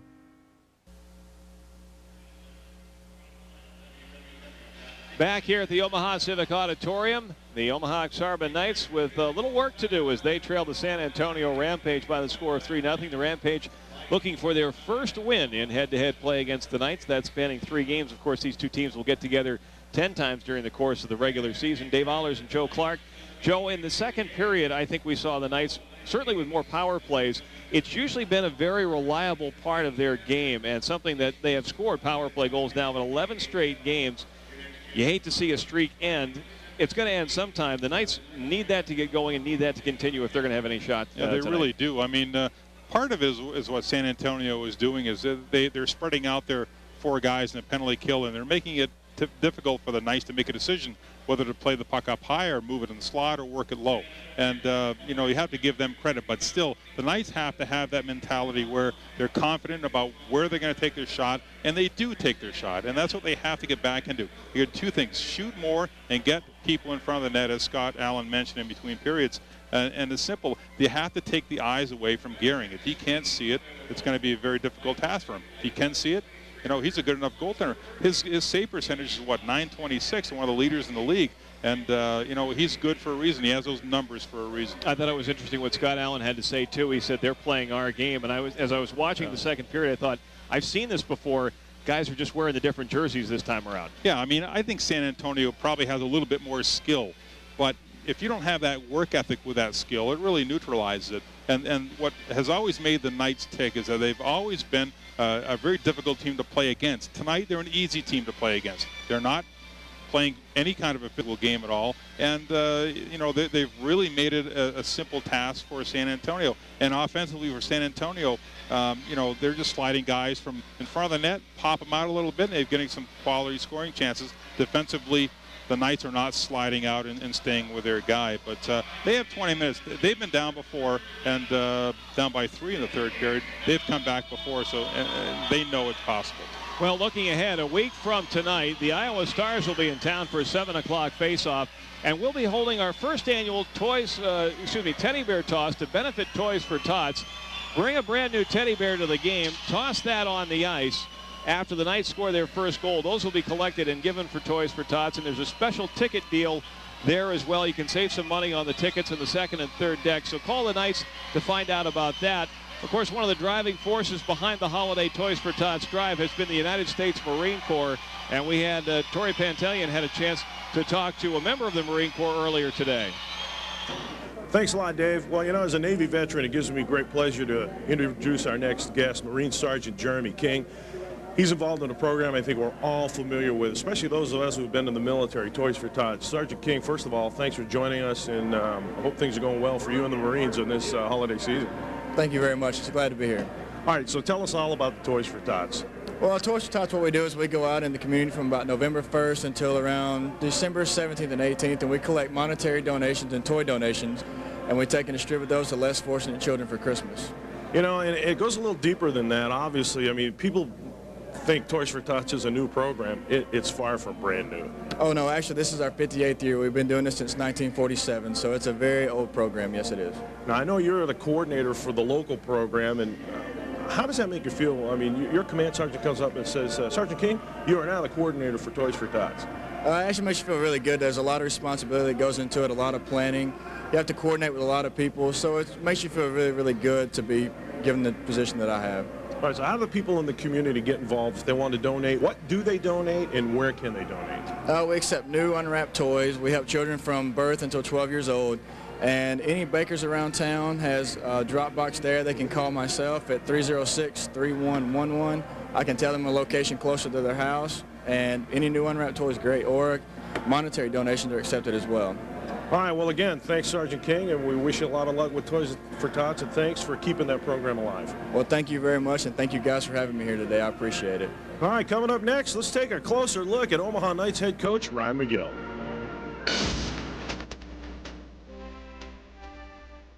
We're, I think, right where we should be, considering the inexperience of some of the guys in the group. And I think the one goal that we set out at the beginning of the year as a staff and as a group is we want to get better every day.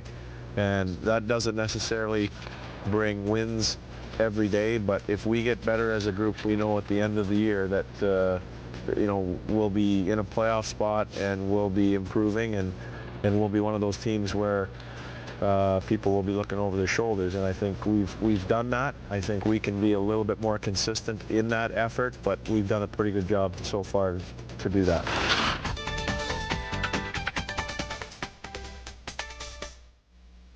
The philosophy really is both myself and Scotty believe in, is the fact that you have to leave it out on the ice every day, and if you do, you're going to be that much more prepared for games. And we as players sometimes, you know, you always think that you're working hard, but really you can work a lot harder and a lot smarter, and our staff is here to kind of push the guys through that spot. And as a hockey player, you got to try and push yourself right to the limit, right to the edge. And when you do that, you really see how far and what you can do. Because if you don't push yourself and you don't try to get to the edge, you have no idea what your potential could be.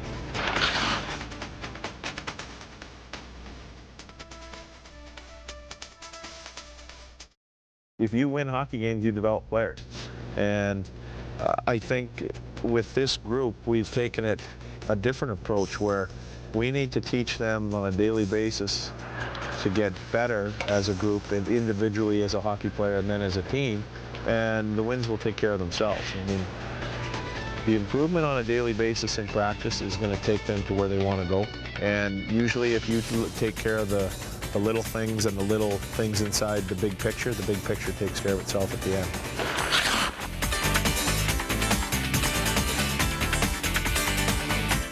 I think the biggest reason to come here is to see probably the pace and the speed of the game, and also to try and get a handle on the future of the NHL. You know, you can come here and you know what, kids are going to make mistakes. It's a game. The hockey in itself is a game of mistakes. But you can come here knowing that, you know, some of these kids, whether it's on our team or whether it's another team, that maybe someday you'll be watching them on OLN in a game of the week for another organization or for the Calgary Flames. And I think that, you know, that's an added element that should really be neat for obviously kids, teenagers, and you know, even adults. It's just it's a different brand of hockey, and there's no reason why you know, everybody can't get out to see everybody.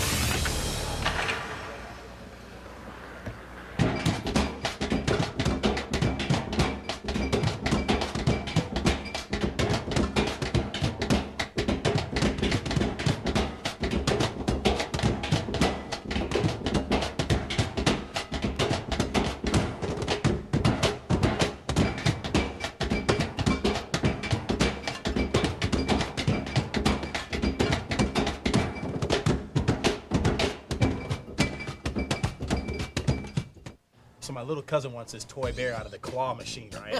20 bucks later, I'm like, almost got it. Oh! Last week, I throw a video on top of the oven, put a pizza in the oven, half an hour later, melted video. Oh, wait. Yesterday, I got pulled over for not wearing my seatbelt. It's gonna cost me like 63 bucks. Dude, that's just ignorant. Yeah, man. Wear your seatbelt. Cox has always been known for providing superior customer service. And now, for the third year in a row, Cox has received J.D. Power & Associates' highest honor in telephone customer satisfaction. It's just one more way we show our commitment to our customers. And one more reason to choose Cox for all your digital services. Cox Communications, your friend in the digital age. The old barn here at Capitol and 19th, filled up with fans tonight. And right now, not liking what they are seeing. San Antonio Rampage leading this game 3-0. Dave Allers and Joe Clark. Joe, let's take a look at some of the highlights from that second period, and really weren't a lot for the Ak-Sar-Ben Knights. Goaltenders getting in some saves early. Here's one from Brent Cron. You know, Cron has come up with a couple of good saves in tight situations, but, you know, he's been able to handle most of them. Really, the one bad goal. The other two goals have been snipers' goals, and you really can't fault goaltending on that. And right here, once again, his teammates doing a decent job in front blocking. They blocked a ton of shots.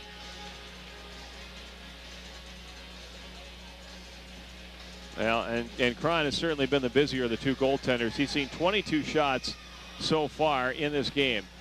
And this is the one goal that was scored. The pop out, top of the slot, undetected, gets a one-timer. And very difficult for a goaltender to look at the gap between. I mean, San Antonio's had plenty of room to skate into the zone pretty much unmolested. And, you know, it only takes a foot or two of room to give an opposing player enough room to make something happen, and they've done that very well tonight. Our second period stats brought to you by Farmhouse Bakery and Cafe. You see the Knights with a 11-9 shot edge in that period, and they actually had more power plays in that period. No, I take that back. They were even up at 3 apiece, and that really, as we noted before, power play is going to be a very big part of this. Quick look at the out-of-town scoreboard. And we'll give you a look at some of the other games. Milwaukee now up on Peoria by the score of 4-1. Peoria reeling just a bit. Houston now trailing Hamilton 5-1 in Hamilton. The Bulldogs have really been skidding lately, so that would be a big win for them if they could beat the top team in the West Division.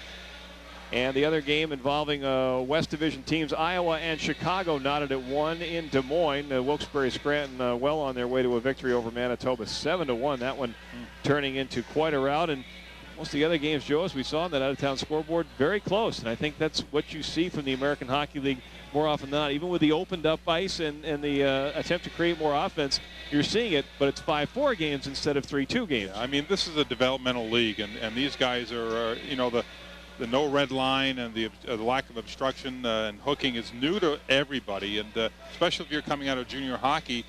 The WHL, for example, where the play is kind of rough and very physical. You know, the game has changed an awful lot. Well, the Ak-Sar-Ben Knights control the opening draw, and with plenty of work to do, we'll see what adjustments they have made. Here's Moss trying to step around Berehowski. Nothing doing there. Back to Marr for a drive, and that one wide. Spiller now will turn up the boards, and it's Gelich. A pass off the stick of German. It comes right to McLeod. He'll dig in deep, and Cron is out to push it along. Couldn't connect with Marr. It's McLeod who weathers the check, but German who gets the puck, and he'll knock it to neutral ice. Driven back in by McAllister, and again, it's Cron to set the table, this time for Giordano. Mark Giordano, without a doubt, the Knights' niftiest defenseman. He has no problem carrying that puck, and this one bounced in wide of Gehring. Slugged up the far wall and stolen away by Mackey. Tommy Mackey, a bad angle shot. Buzzed the tower on Gehring, but sent it wide. Prust now behind the cage. Brandon Prust got away from McAllister and gives off now for Mackey. His pass batted away, and Sonnenberg will lug back up ice. 1-on-3, took the shot into the chest of Cron. He'll hang on, and The Knights, because they were sort of backpedaling, couldn't get back in time to let Cron play that. He had to hang on. You know, the Rampage really have to totally fall asleep and totally do the opposite of what they've done for the first 40 minutes to let this one slip away. And you know, the other end of the ice, the Knights have to have second effort and third effort. And if it's not there, then they're going to have a hard time. Well, you and I were talking off air about a pretty good comeback that the Ak-Sar-Ben Knights had against the Chicago Wolves back on the 28th, and it led to a 7-6 shootout win. But those kind of things are things you don't see too often. Well, that game, I remember there was a ton of penalties called, and 5-on-3s all over the place, 5-on-4s. And tonight, you know, you're not seeing that, and it's a very clean game, if you will, and not many power plays for either team comparatively, anyway. Well, you know, and you look at San Antonio and the way they're playing, they don't have to take penalties as long as they keep their feet moving. They've got the 3-0 lead. It's the Knights who have to take chances here in the third period. Couture settling the squibber at center and playing on for Severson. Banged away from him. It's Couture who will get it again, but he's rubbed out right at the line. Ulmer pressing him, and it's Jackman finally able to pick it out. Now Barahowski without the lid will move it in down the near side. Cron settles down. Palin hurries it up. Couture couldn't get the handle. Chipped along by Gainey. Following was Peters, but this doesn't make it deep. And once more San Antonio looking to break up ice. Kornacki rink wide, and here's big Matt Spiller. Too far for Gelich. This one drifts in. Bancroft will get there. Fanned on the attempted pass up the near side, but assistance from Taylor gets it on to Prust. Tried to give and go with Myers. That play broken down. Gainey couldn't advance by Bancroft, and a stoppage of play, and trying to figure out what that signal is from Terry Koharski. They might have hit a player on the bench, but I really like, once again, what San Antonio is doing. You know, they're going hard on the forecheck when the time is right. If they're looking at the guy's number, the Ak-Sar-Ben Knights jersey number, they're going hard. If they're looking at his chest and they kind of back off, they play it safe, everyone's home. Well, I've never seen that hand signal for too many men on the ice. I wasn't sure what Koharski was getting at there, but it is a bench minor for the Knights. And this will be power play number 6 for the San Antonio Rampage. It is hard to come back when you are on your heels killing off the penalty. Here is Spiller jousting with Mackey. Puck grabbed back by Eric Nystrom and flung to center. Jackman kept that one from getting deep. Twisted away from one check, but not two. Mackey brings back on. And we'll just lay in. Eric Nystrom's a guy who I think has really started to excel on the penalty kill as well. He really seems to be enjoying that role. He is off now, but it's Severson and Peters who are up front. We were lauding Peters earlier, and we'll spread the wealth around a little bit here. Near side, Ulmer able to collar the clear. And feet on back for Kornacki. Now Ulmer turning down the wall. Culleton rink wide, and all alone was Jackman, but never got a chance at the one-timer. Kornacki guarded by Peters. And now Ulmer again finds Jackman. Pivoting backhand shot, never made it through. Peters and Komarniski thwarted on the clearing attempt. And it's Culleton who takes the hard hit and lets Ulmer take over on the puck. Now Culleton. Hands off for Kornacki, and now Culleton again moving in. Down low, Ulmer wants to slide it in front. Without a stick was Rogers, and the high shot gets the glass. 35 to go in the Knights penalty kill. 16 minutes still to go here in the third period. Omaha trailing 3-0. Spiller to Culleton. Across again, trying for Jackman. This one spiked away, but to Spiller, who shot. Hits the glass. Rebound Culleton. Stopped by Cron. You know, the Rampage are being very patient, trying to find that opening in the middle of the ice, and the Knights countering. And they're playing a pretty good box. They're rotating well, but the Knights are doing a good job of keeping this power play to the perimeter and making things a little bit easier right now for Brent Cron. Now, one thing Ryan McGill said is he said, you know, they've got some good veterans on their team, even when they have to sit some guys down. And veterans sure do smooth out the bumps for you in this league. Yeah, they don't panic, and they've been there before, and they just have a, you know, their sense of confidence rubs off on a lot of the younger guys, and it just, you know, it makes a big difference when you have veteran players. Back on come the Rampage. Final 5 now winking away on their power play. McLeod for Gelich. Poke check by Palin. Gainey, though, won it as we return to full strength. Barahowski down low, couldn't hit McLeod. It's Palin who will scoop up the wall. Nystrom had to come back for it and still having trouble getting it up the wall. And I got to give a lot of credit to San Antonio. There is no uncontested space out there. Yeah, and it makes it tough. And if you're playing against a team that doesn't have their work ethic with them that night, it's going to be an easy night. Floated out to center here is Sonnenberg, pushed along looking for Bishai. He'll arrive ahead of Rogers, who once more has lost the lumber. Dave Moss in heavy traffic, and now it's Rogers swaggering through. He'll peel back away from Sonnenberg, then give off. Bancroft returns, and Brandon Rogers will do the honors. Up ice for German to the line. Brandon Prust down the line for a shot, and that one sails to the glass. Holding on is Moss. Walled by McAllister, sweeping through. Prust now with control. Dumped for German. No options there. He's hobbled to one knee. Moss takes over now. Dave Moss struggling for control. So many sticks in there trying to pry it away. Sonnenberg down. Moss goes down trying to hold it. It's loose now for Prust. He'll backhand it in deep.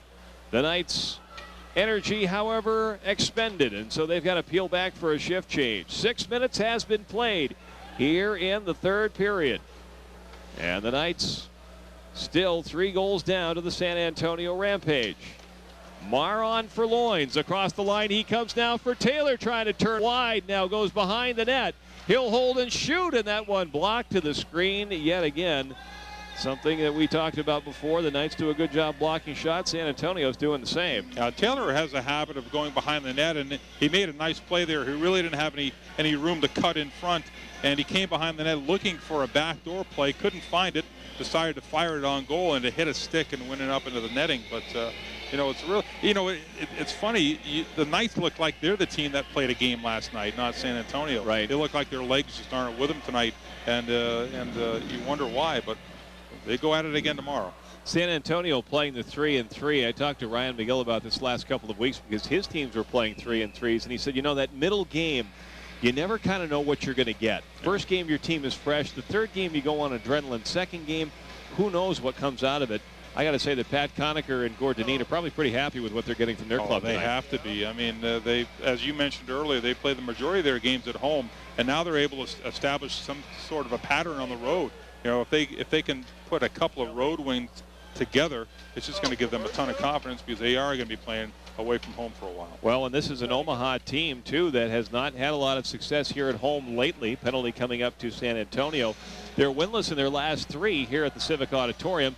All 3 of those games, 1-goal losses. So they haven't been by much, but they have still been games without 2 points.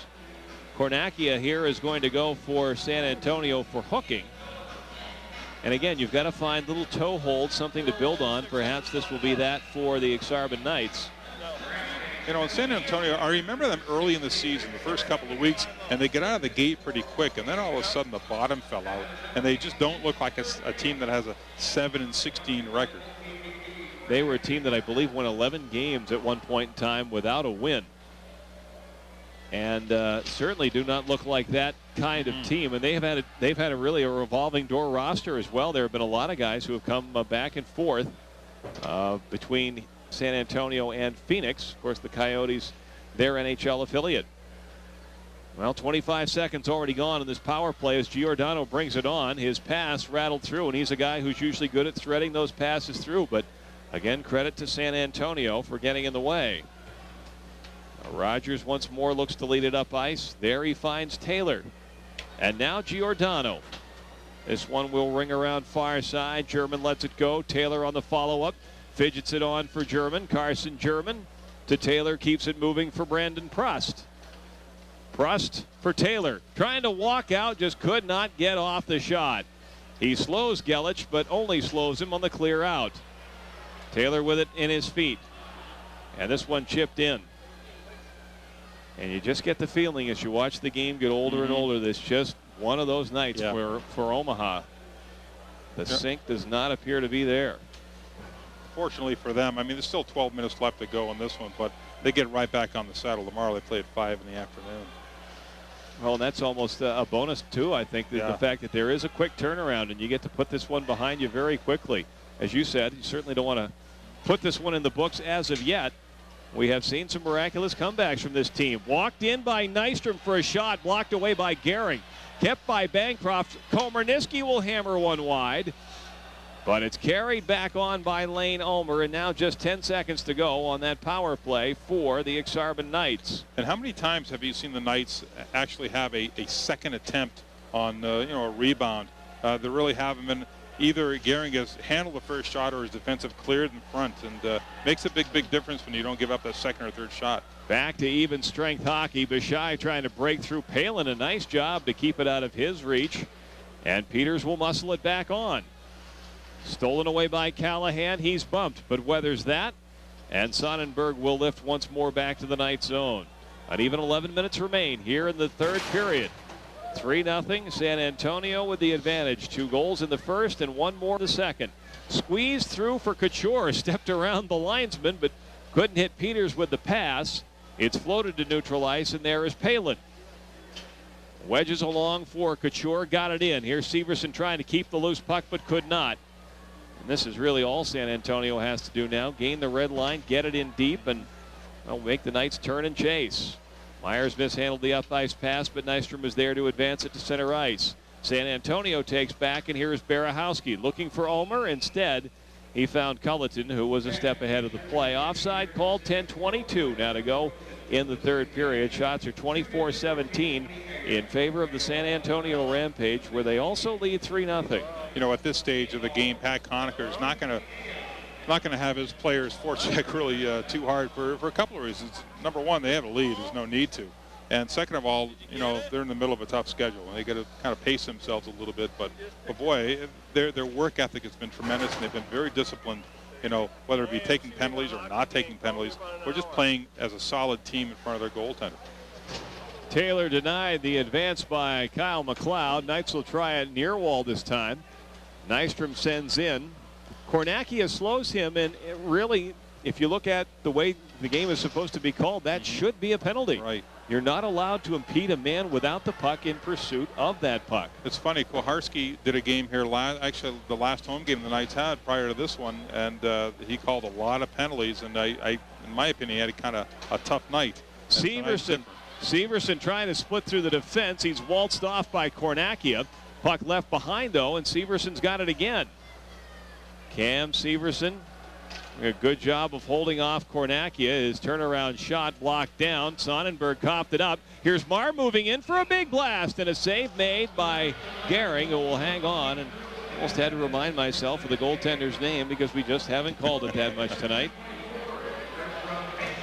Fans want to remind you that starting tonight, the Omaha Ak-Sar-Ben Knights have introduced a new price for their children's tickets. 12 and under, $10, any seat in the house. That also goes for anybody who's got a junior high, high school, or college ID. Show that, and you can get yourself a $10 ticket anywhere in this building. It's a great way, certainly for families, to save money. We hope you'll take advantage of it next time you can. We'll be tomorrow here for a family-friendly 5 o'clock matinee as these two teams go at it again here at the Civic. High bouncing puck, and Ulmer is the possessor of that. He'll send in, and it's Bancroft. Got twisted around and needs some help from Peters to retain control. Loose to the near wall, and this one dug out by Tommy Mackey. Sent on by Palin, and it's Myers who does the lugging across the line. Holds and shoots. The shot wide. Rebound comes out the other side, and Peters is there to battle Ulmer for it. Myers in there trying to poke it free. Peters still with control, now run into by Joe Callahan. Myers held up, and it's Ulmer who will take back. Coughed it up right at the side of his net, and Gehring forced to just jump on that, and a face-off to ensue now in the San Antonio end. 8:34 to go in this third period. You know, once again, the Rampage are playing so disciplined in their own zone. When they get possession of the puck around their goaltender, you don't see forwards flying out of the zone too soon. Everyone stays kind of compact, so if they turn the puck over, they're in position to play deep. But they've been as disciplined as any team I've seen come in here. We mentioned at the top of the broadcast, goals do not come easily for San Antonio. They ranked last in the American Hockey League. Coming in, they averaged 1.75 goals a game. they had gone 6 straight scoring 2 goals or fewer. Tonight they've got 3. Well, tell me that doesn't put a little pressure on your goaltending when you're not going to give him any offensive support. But you know, the Gehring has looked great tonight. He stayed on his feet for the most part. You know, he just made the game simple, but his teammates have played great in front of him. Well, and you noted it too. Carl Gehring, a 3.56 goals against average, which is certainly nothing to talk about, but his save percentage is .926, and that is something to talk about. So that means he's seeing a lot of shots every night out. Tonight he's seen only 19. It's got to be almost like a day off for him. Giordano to the red line, and Gainey just got in his way. And Taylor forced to turn for Marr, just coming off the bench. Giordano run down from behind. It's Severson who's able to get it out before Sonnenberg takes back and sends in deep. 3-0 to Rampage. 7:45 to go in the third period.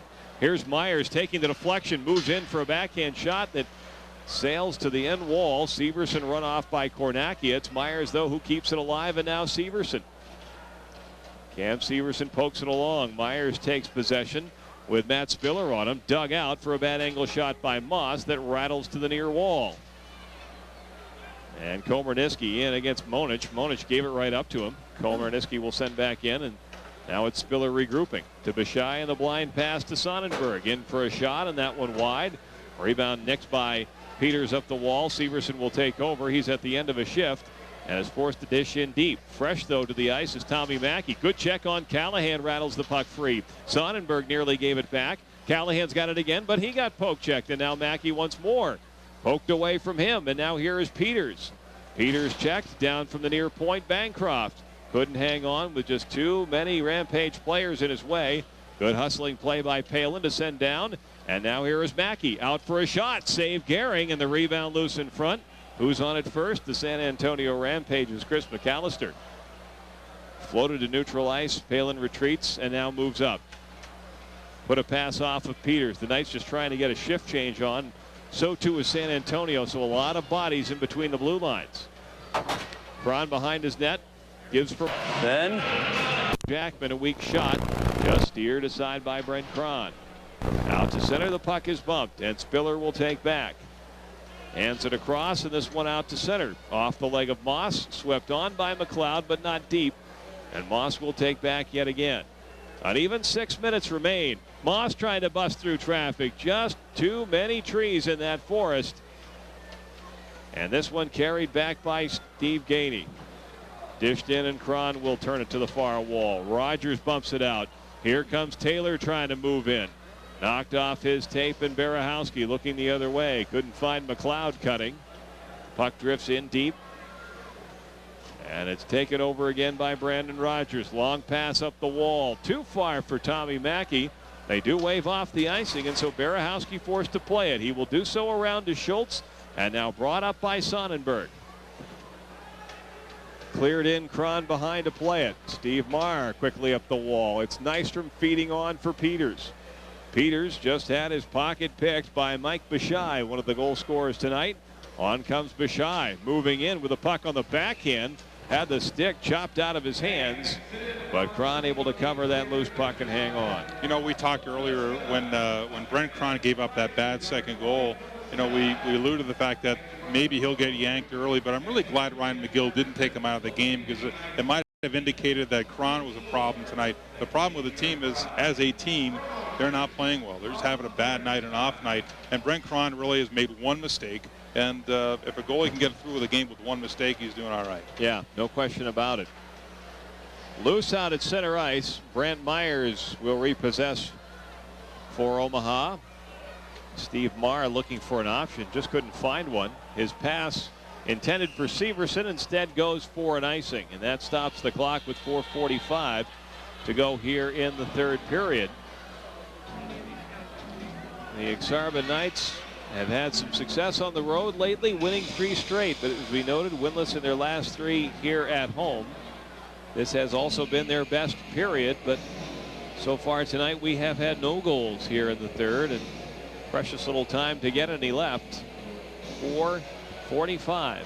They want to make sure they at least finish this game strong, finish with a few strong shifts, and maybe get a lucky bounce, throw one in. But you know, funny things have happened in hockey. It doesn't take long to get a little run going, and they want to finish this one strong ahead into tomorrow's game, at least in a decent attitude.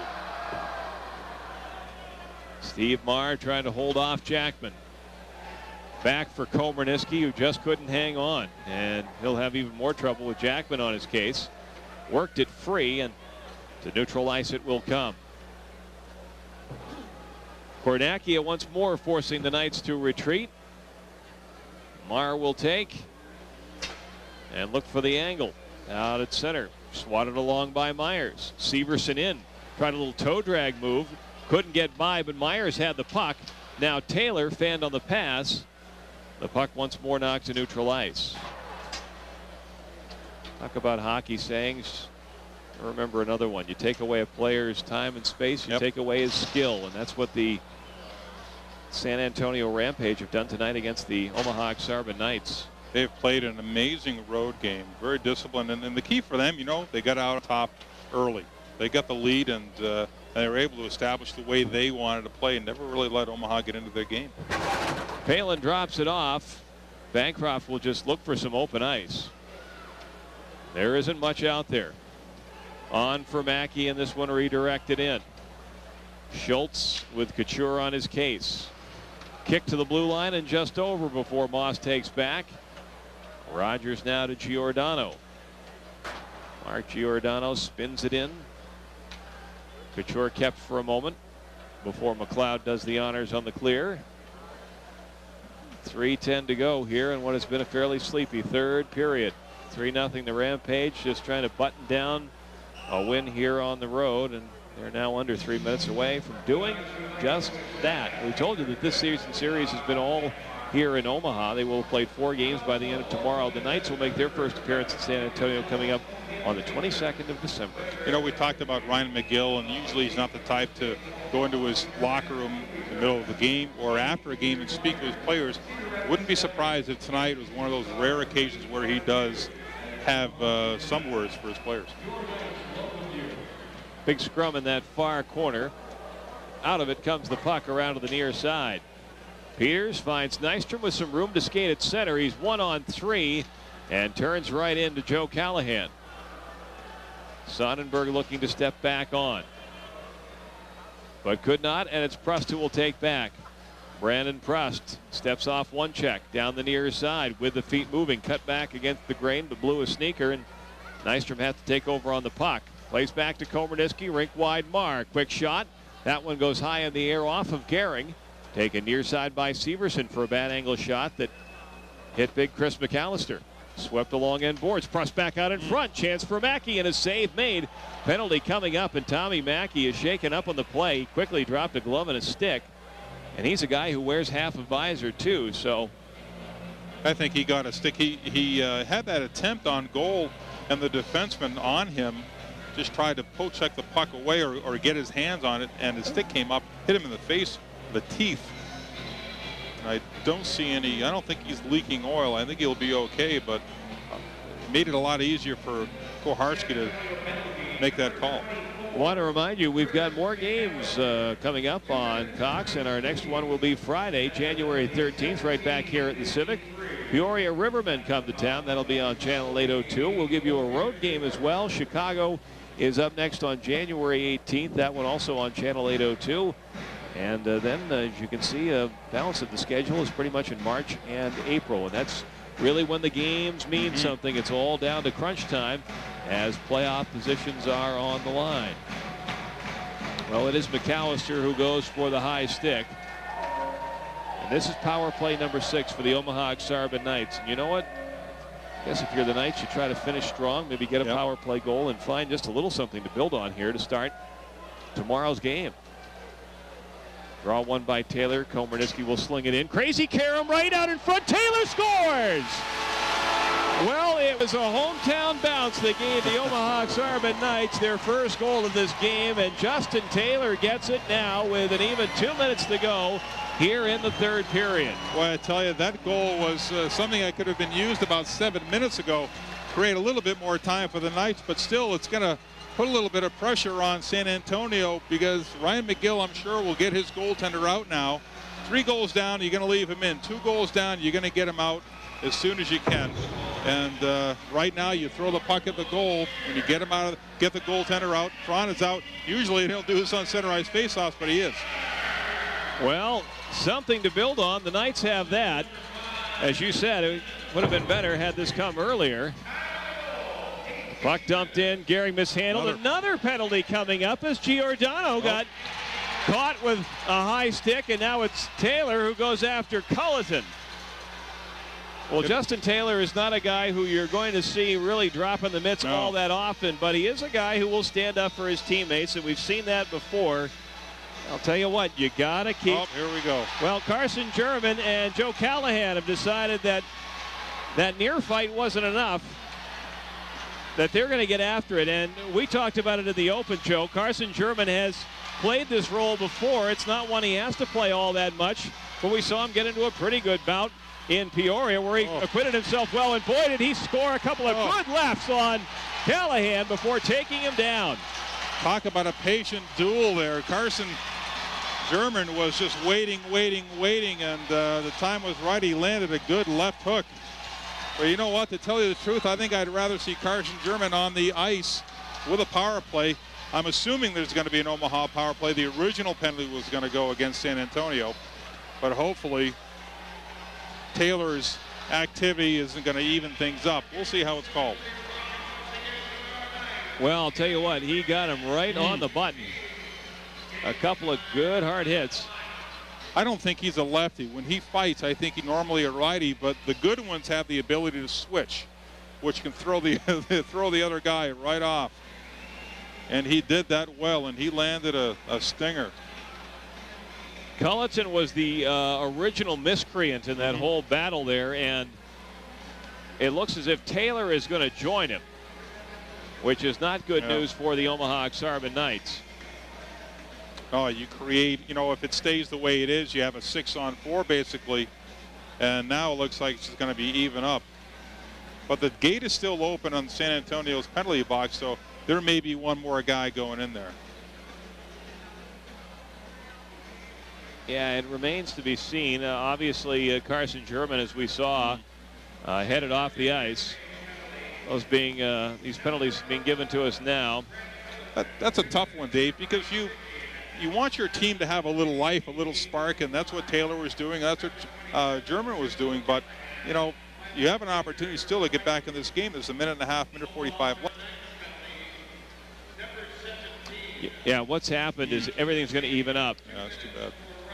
Taylor gets the 2-minute roughing minor, and you know, I think that's one of those things that coaches, while they'd like to have the power play, will have to say, well, you know what, he's sticking up for one of our guys, and you really you can't fault him for that. No, you can't blame him at all. I mean, you know, the one thing that's been missing from this team is spark. Yeah. And you know, you can't bark about it too much when you finally give it. And the timing may not have been the best, but at least it was there. Well, all of those penalties coming at 18-15, excuse me, which means we've got just 1:45 remaining here.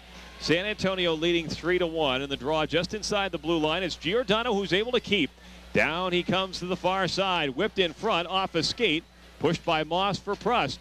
Tried to give back, that play broken up. Good job by Barahowski, but it's Komarniski holding. Down low now, Prust collects this. Brandon Prust yanking it along for Nystrom. If you've noticed, the Knights seem to have a lot of players out there. It's because Brent Crott is off for the extra attacker. Quick shot, and Prust's never made it through. This one sent the length of the ice, and because we're playing even up, that goes for an icing. So Giordano, instead of being leisurely, he hustles back for that, giving the Knights now 1:14 of time to work. And I like what the Knights are doing when they have this advantage here. They're keeping the puck down low and avoiding turning the puck over at the offensive blue line. But you know, when you have the puck down low, it forces the defensive players to turn, and it's not a natural position, and that's a good place to do your work from. McLeod digs in, and he'll win the draw. Sent around the glass, another good carom, and it finds the stick of Loins. Down low, Nystrom in front, no one there to take his pass.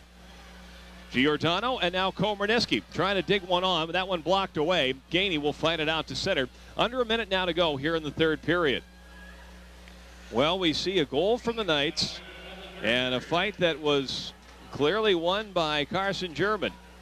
And now here's Nystrom stepping through. Put on the brakes and shoots, and that one goes off a sliding Randall Gelich. And Gelich, I don't think was trying to block it so much as he just got in the way after falling down. You know, you can feel the electricity and the excitement in the building, and, you know, there's only 43 seconds left in the game, but, boy, you wonder where was this in the first, second, or even earlier on in the third period. And this Knights team has so much more potential. They just have had a bad night.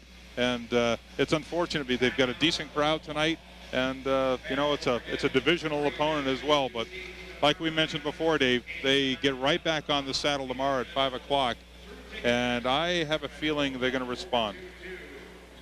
Well, fans, the Knights have taken their time out here with 43.1 seconds to go. Gives us an opportunity to remind you that Cox Communications gift cards are the perfect gift, and they're a great way to sign someone up for a month or even a year. After buying a gift card at one of our 4 front counter locations, you can even check your balance at www.cox.com/Omaha/gift cards. And that is almost as long as the web address for the Ak-Sar-Ben Knights webpage, OmahaAk-SarBenKnights.com. We hope you'll check in on that on occasion. News about the Knights. I have to cut and paste that web address most of the time. Yeah, so you want to make sure you don't misspell the thing. Face-off won by the Knights. Here comes Nystrom working it in. He'll peel away now, looking for the option. That is Giordano. Giordano to the forehand, shoots, and this one sails wide. Komarniski holding down low. Giordano takes off the end wall, trying to get it in front.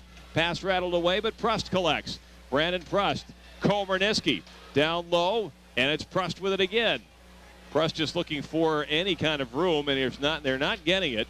Spiller sends Prust down, centering feed, too far for Giordano. Turns and fires, in a glove save by Gehring, now with 6.1 seconds to go here in the third. That's really all you can do, and Gio just spun and fired on that, and hoping to get a deflection or a rebound, but Gehring right there, he's played a whale of a game. He hasn't been called on that many times tonight, but when he has, he's responded. Now I know why his stats, or at least his save percentage anyway, is as good as it is. What's a scary proposition for the Ak-Sar-Ben Knights is tomorrow you could face Brian Boucher, who's here on a conditioning skint. And thanks a lot. Yeah, Brian Boucher owns the National Hockey League record for shutout minutes.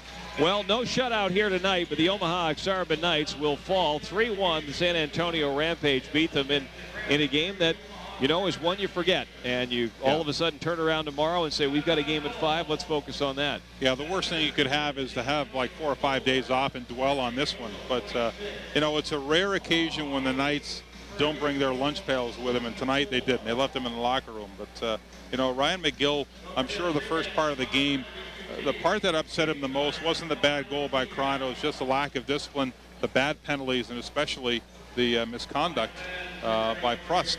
You know, you know, Ryan McGill runs a tight ship. He's not a player's coach, and he has total control. And I'm sure this is not going to sit well. Some way he will get his message across to his players. The Omaha Ak-Sar-Ben Knights dropped their 10th game of the year, 3-1. The San Antonio Rampage, the team that takes the points away from them. We're back to the Civic Auditorium with more in just a moment here on Cox.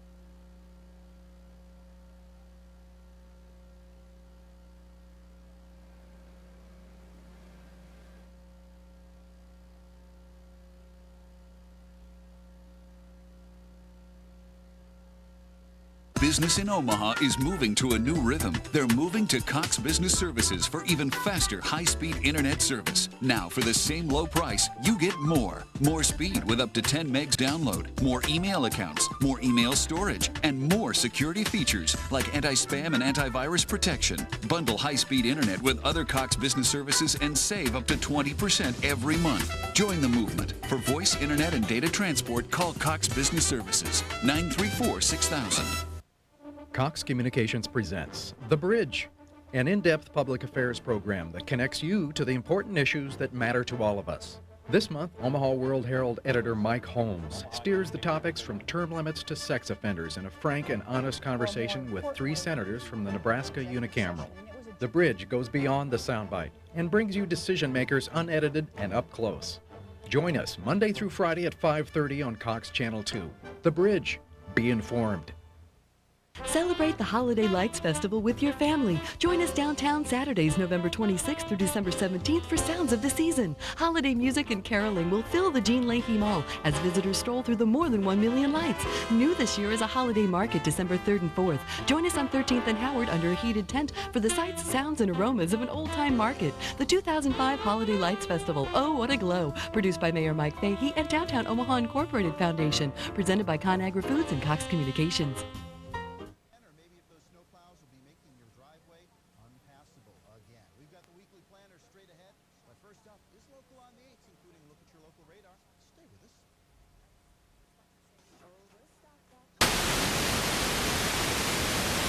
Like this, it's a learning process, and I think more than anything, these young players, the one thing that they have to learn is there are no nights off in the American Hockey League, and you've got to come and you've got to bring your A game every night. You know, that's a tough part when you play an 80-game schedule. You know, you're going to have your off nights, but that's Ryan McGill and Scott Allen's job is to mold this young group into a, you know, mold them mentally as well as physically. I mean, they have to handle the grind, and you know, when they're going up against a team with a poor record, they've still got to be as aggressive and mentally prepared as if they're going up against Grand Rapids or Pittsburgh's top farm team that just lost their first game. I mean, they've got to be ready, and that's the thing about Brent Cron as well. The knock on him up until this point has been, you know, we want to see more consistency from him. And it got to a, you know, how long do you judge that consistency? You play, is 1 month of strong play good enough? But you know, it's a process for the whole team, and Ryan has done a lot of teaching. Ryan and Scott Allen have done a ton of teaching with this group, and you know what? It's never going to end. They're a young team, as we said before, and they got a long way to go. But the mental part is probably the biggest obstacle for this team. Well, and let's face it too. I mean, the key, I think, more than anything else. I mean, you're going to have skilled players come through the American Hockey League at any point in time, but you know what? The key is going to be teaching consistency. Yeah. Consistency is what gets you to the next level every time. Yeah, I mean, X's and O's are one thing, but your work ethic is something that's going to show up every night. Let's take a look at the final stats of this game tonight. And, of course, the score, 3-1. The Rampage with the win there. They outshoot the Knights by 26-24, although the shots were in the Knights' favor, 19-13 over the last 2 periods. And on the power play, the Ak-Sar-Ben Knights get the 1 power play goal. They've now scored power play goals in a remarkable 12 games, but the Rampage held 0 for 6. So the penalty killing, one area of their game that was working well for the Omaha Ak-Sar-Ben Knights in this game. Those stats, of course, brought to us by Farmhouse Bakery and Cafe. We thank them for that as we wrap things up here from the Civic Auditorium. Let's go downstairs now to Tori Pantelian, who's standing by with the winning goaltender in tonight's game, Carl Gehring. Thanks a lot, Dave and Joe and Carl. I'll tell you what, we talked before we came down here. It's nice to get that W, huh? Yeah, absolutely. Our team needs some points, and we're starting to play well, so we're really happy to get a victory tonight. You know, it never hurts, even at home, to get out early, but especially on the road. And then you guys just kind of were able to play manageable hockey. Not that you didn't play hard, but you got the lead early, and then the guys just kind of put things away for you. Yeah, absolutely. Especially on the road, it's great to get a lead and get ahead. And like I said, our team came out and played a great first period, and you know, we just kind of kept rolling from there. Yeah, I know one of the traditions in hockey is you never talk about the donut. And you almost got it, but then in the last couple of minutes, they got a score. But I suppose it still doesn't put a damper on the win. No, absolutely not. You know, you give up a goal there, and you're disappointed about that. But you got to keep your perspective and look at the big picture. And you know, that's 2 in a row for our team, and we're really excited about that. And we just want to keep moving forward. Well, congratulations on a very nice game and for being the #1 star. Thank you very much. All right, Carl Gehring, winning goaltender for the visiting San Antonio Rampage. Joe and Dave, back to you.